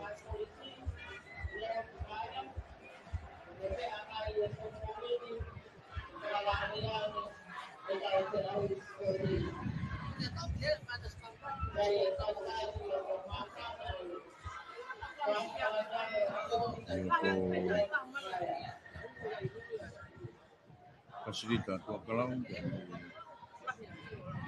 Monga Orive, Reini Uluaki. Reini Uluaki me Yakororoto ko ia hifo.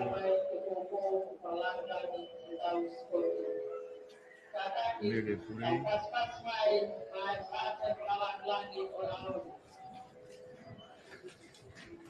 Pea i he taim te tau pe koe English tā ko ngai whalot whanua, Lord Fire.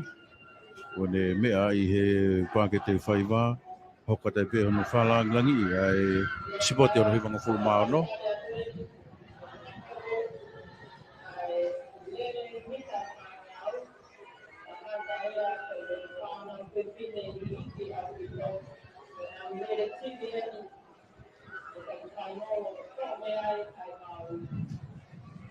Ngari ko mau mari e Kevin ai whiahui sumpa. Oia, ngari mau maari e. Fie maari e pepe amo Stedford i ki he whari hari koe pea me he siko mea wai aspes kui tātālo,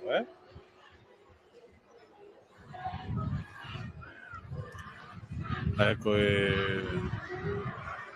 Hange peko utau i loto pake i te ni he wakai ake full screen lahi a TCC. oia. Tapi tahu pe kau ofisa Kau Poristonga, pamaro ke kau ofisa Merino. Mako konga pe ni Porokalama ko ia ki whanau ako ko e warm town pe e Tureki. Foki ai pe ki Apiako, longo. Ka ko e ofisa ita o Stanford Mafuaingan. o peha ko ha fola we eva dia Hangea kau whara eva. tu e batso ata ko te wada ben ko lere mita fa ke au ke ko lere takaita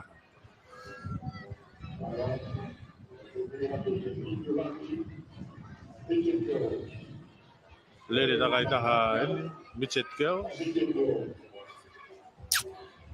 ayo pia ya mama loa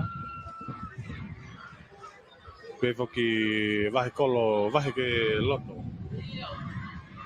Tei mo e whamaro lahi ki wha koe e whewhanonga ki Halapureanga e hao mo malu. Safety campaign mo e road safety campaign ke peke Land Transport Division. Malo i he tokon whapaanga pou ki he whako whatongia pe koe whamafolanga tonu ko ia o tau whao support. Whamaro ki a Iolandi pe ki a Cecilia pe mo e timi. No ke ia wao mai ngai ka ta business. Fai ano whakakato o tau whatongia neongo e tunga ia i ka koe tau whakaamu ia toka maari pe mea ano kotoa. Hange ko no whamafolanga tonu atu me pā ke teu whai vai tau whao supporting malu le tai mini. Kevin o ia Au malu le to le ni ki he moko kau mita whange au e. ia Malu le mai ai ia dai mini man moko atu o tau rana ni mo tau power rate pa malo e ke rana be power rate Matonga e whine mui koe pe me hi fo stoken. Ngā pe lova stoken. Neongo koe taimi ne sus paiki. oi Au tu e ki whi maari e pe katape whoke tō taha pe moe ne whakaamu. Kono mana ko e ke lova stoken pe. E ka pau i waki pe. E pe kune whi mau. Ai aunga e ne teu.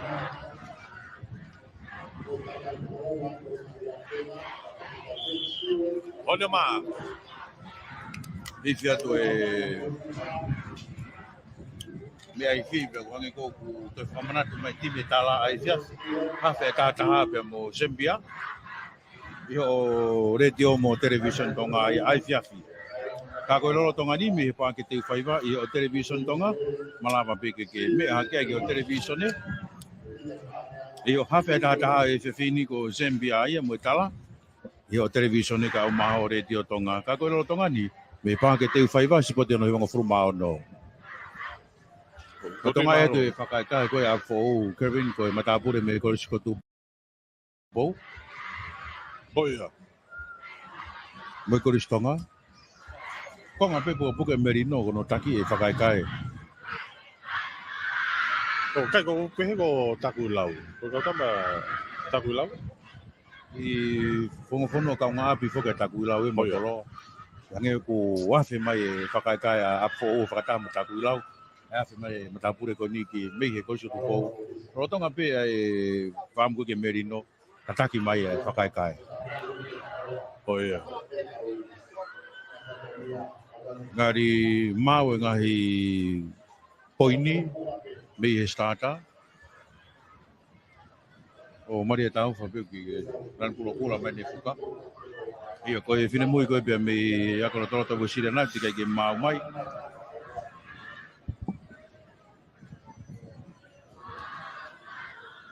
vahe hifo ia mo vahe kolo ai mo vahe hake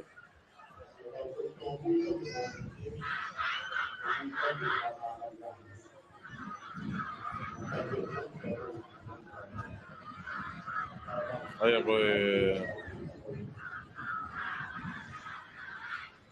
ko ia tai mini I he ako to ko ia ai pure anga vai kolo.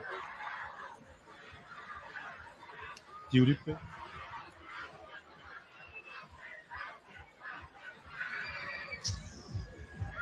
Te sai ka pe me he mamaloa middle school. Tulu pe manha pai me ta kuilau. Leini valu. Jessica vain kolo pe me Riahona. Josefina kata pe me Tupo High School. Mere lola finau me vai kolo. O kasirita tua kalau. Pe me munga ori. Au te fugeni ki he sivilere mitai whaangau poko takaitaha ai Mitchell Girls whanau whine iki au pito. E kui whia ki taitali reingi motoru ku moto ki mea tau mui mai tau whiau e tau whiau sipote ono i wanga furu maa no mei he pāke te u whai wāi pē.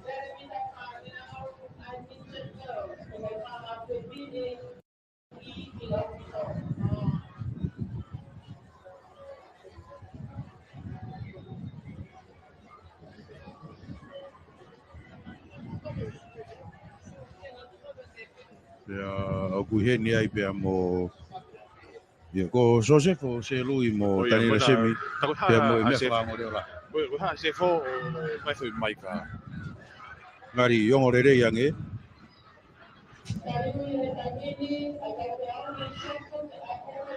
Ki he kaulova. Kai ki tau hipe taimi he mea whana. E ki tau he pe taimi he mea whana. Koe o mai pe spika ke whakareo la. Koe konga whokia e teu koe e DCC mo iu kol ki ngai nau koe o teu whaiva. Whenga ia so se foselu i mo tani la semi ke o mai ha mea whakango reo la. E toi ki leo la hiange ono ui koe e starta ke whanau.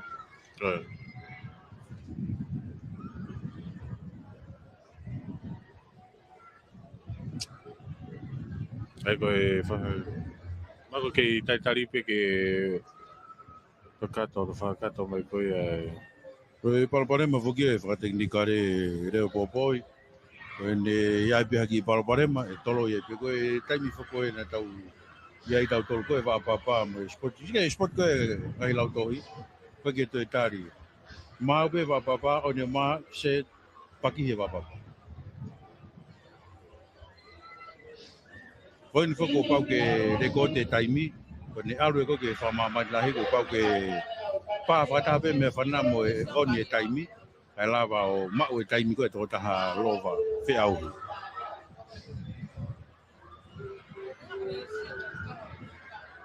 Eke ngari ko tōkunga Mārie.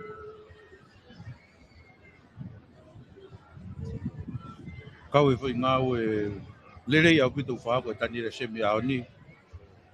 Liriu state, yeah?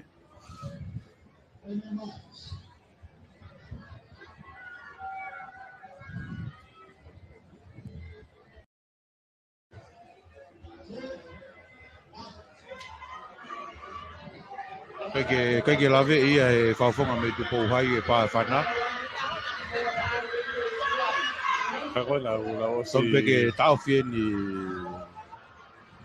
pā whana koe ke whatonga e whine mui koe pia me tu pouhai. Kako nau mama he tuk nau tau. Taki atu ria hona he reini koe loto, iono ta whaaki ko ta kui lau. He ki e ako loto koe pure anga i hake. Mita wangeau ki he te pi, ria hona ta kui lau, hake. Mamalo he reini taputa koe ki loto, reini urua ki. Oh, ma bete turi ta mamalo. Turi atua mamalo he tua koe ta kui lau, mita te manoa ki he te pi. Ria hona, ta kui lau mo mamaloa. Mamalo he reini taputa ki loto, kasirita tua karau. Koe whapunga mi ria hona, Jessica vai Nicolo. Vai Nicolo mo tokalau. Ria hona mo monga oribe, ria hona mo monga oribe, ria hona mo monga oribe. Ria hona mo monga oribe, ria hona mo monga oribe. Ria hona mo monga oribe, monga oribe, monga oribe, monga oribe rengi loto uraki. Hua to ria hona. Toto mai loto a te saika. Ai kata ko tiuripe. ura ke ato kasi tatua kalau pe me mo nga orive ua tu a Jessica Vainikola me ria hona whikatoro atu rewa a ti uripe pe me ia kola toro ko ia ai pureanga I hahake.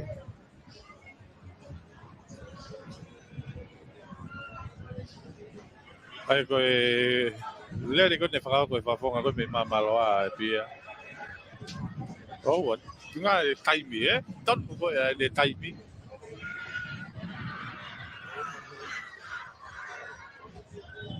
Ai a koe hiti ulaki ia. Hiti ura ki ia pe me he whanau whine iki au pito, Mitchell. Te rea ke hiti hono wa, losarine vai me tonga science school.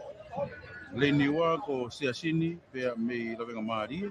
Leni tolo ko Kaylin whailotonga pe me ria hona. Bere se ini pahulu pe me tainulu.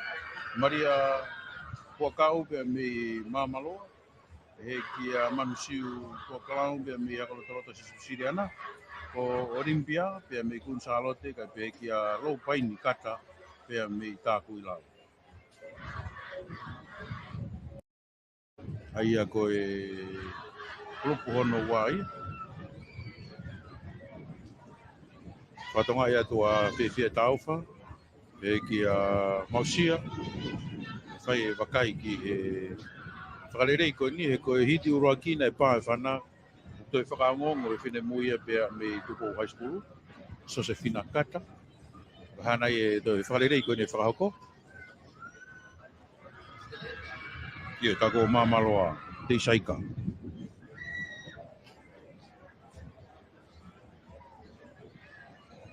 E ka pau reo si e pia. Ia ko tui pe ko e tōtaha ko e rei ni walu e ke ne fuongo I re rei e pā ko e whana. Koe.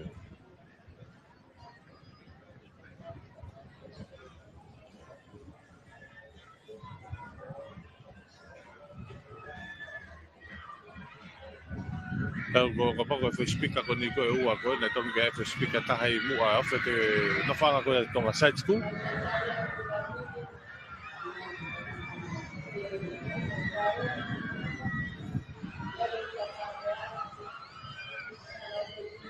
Ia nei ongo I pe ia he rei ni fitu mo e walu ria hona mo taku ilau.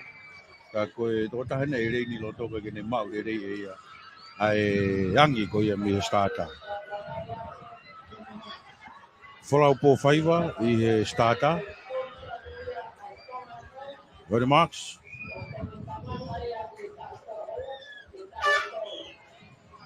Ready for start ai.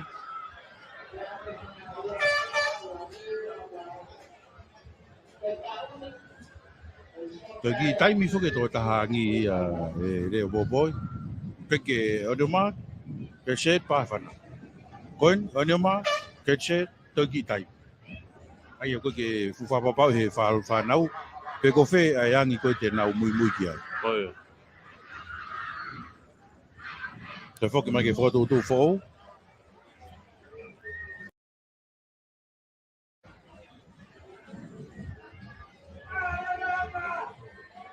No the marks.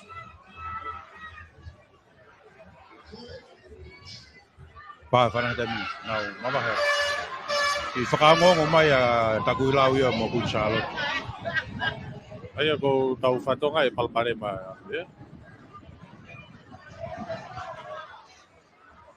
Ai ko tu tai mini ko pete na mai foi speaker bluetooth ko ni ko na speaker ko ni bia o mic ki he foi mic ko ni ko ia e I kore atu ki he DJ a fo ke mai na mai ka ke.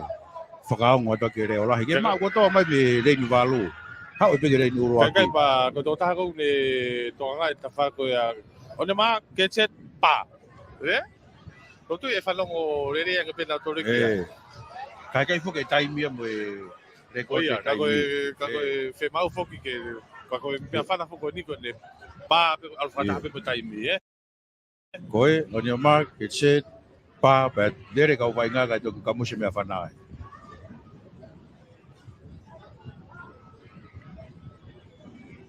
Ake te whoki mai ke whakatūtū whou.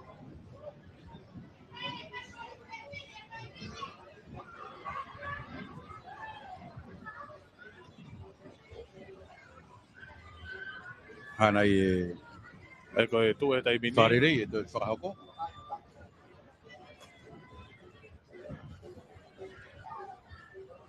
E don ke kakato ko spot e au ni nofo pe ka officiale o ngahi mea whana pe mea fiaf ko ke sai ka pompong e Kei, pia. kone tu koni ku si sai mea whanai a Kevin. Ko taimi koe ku pāi ko ke ongo ke kau kulova. Koe tempai. Ka mea whana pe pe. Heke hangea ko taimi koe whakapampitu. Pa ufu mai e ni pā. Don ke to e Whanako no testesi. hange ko hawa apa ko ka i ko Hangea hawa apala lafa. pala apa.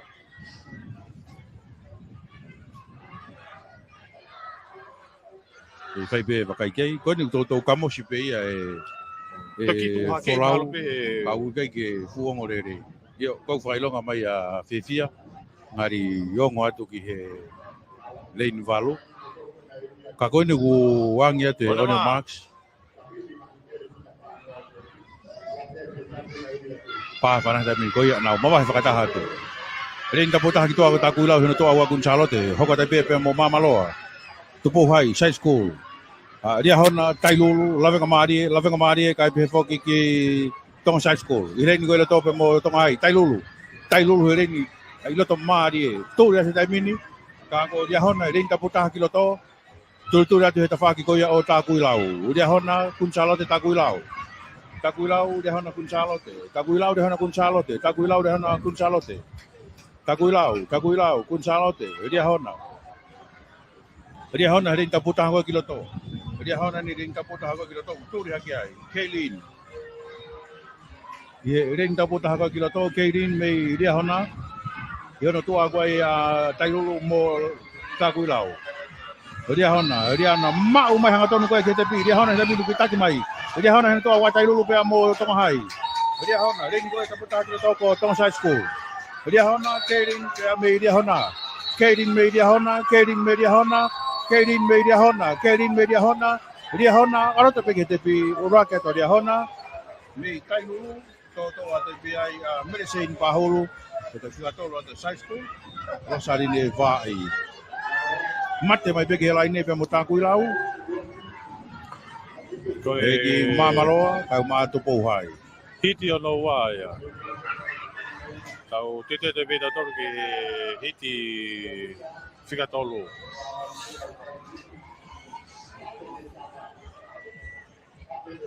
Te mte tau whamaro ia i pe ai patungau e ngai ngau e lara. Hiti ono tolu. Mo e Road Safety Campaign, pe ki e Lane Transport Division, whamaro i he Taponi, pe a mo e Poupou, i he kau ngai kau taha sponsor ko ia una ton trapanga.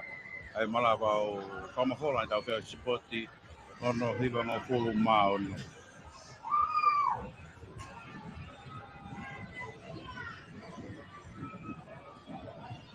Ko e hiti whikatolu, ko reini rua ki wari ahona, reini wa fau, reini tolu taku ilau. Reini wha ko e Government Middle School. Reini lima ko Selafimi Tuakoi. Me Maunga Orive. Ko reini ono, e ua reini fitu, Government Middle School hihi fo.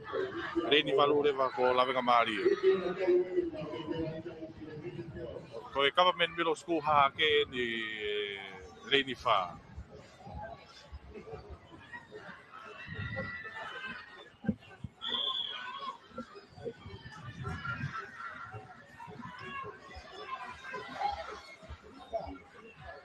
Te atu ki e hiti hono tolu.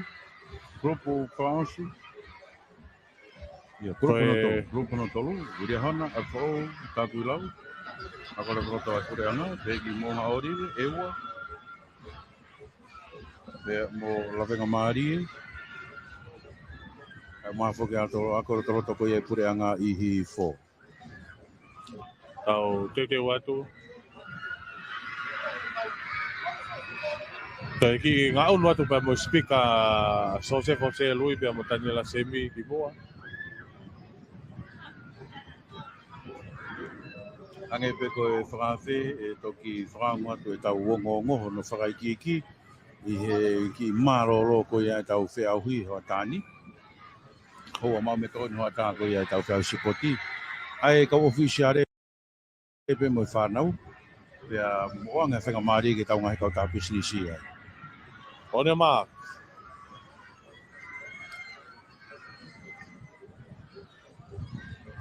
Get set. Pakana tapi ni lau mawahaya tu. Taki et betu ai lava kamari ka wave apito a Asia vahi fo. Aka to mita e tolunge au. Taki atu ya hifo o mapito mo asa to hahake, vahi hahake. Yeren kiloto. Vahi hifo ka men below school vahi hifo. Pevo ki eua no turituri atu ki hifo. Eua vave apito mo turituri ata mamaloa. Kai monga orive. Ewa na, whawhonga me ewa taki mai. Te tuko na wafe mai mita wangi au ke taki me pea ewa. Ewa ka pefo ki he maunga aorive pea mo vahe hahake. Taki mai a maunga aorive ia. Whikawa mai a ewa, tok whiatolu mai a vahe hahake. Hawhe mane te awonga fulu. Hawhe mane te awonga fulu taki mai e maunga aorive. Maunga aorive, vahe hahake, pea mo ewa. Maunga aorive pea mo vahe hahake. Hiki mai a maunga aorive. Maunga orive, hiki mai maunga orive. Maunga orive, o si taki mai maunga orive. Tilo ke ula kia ta maunga orive ia. Ula kia ta maunga orive, hua tu kia ia hahake. Tok whiatola kia fo.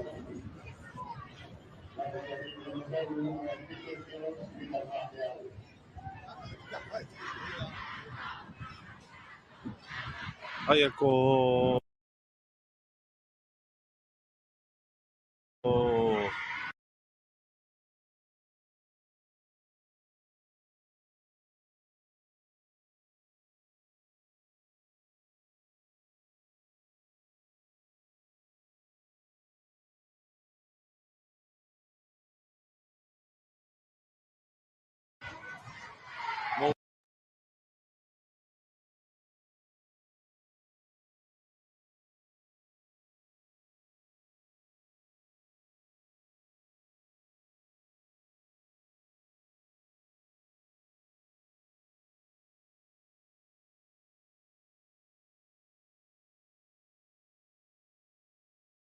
maunga orive, tok whikawa mai a langa karipeni.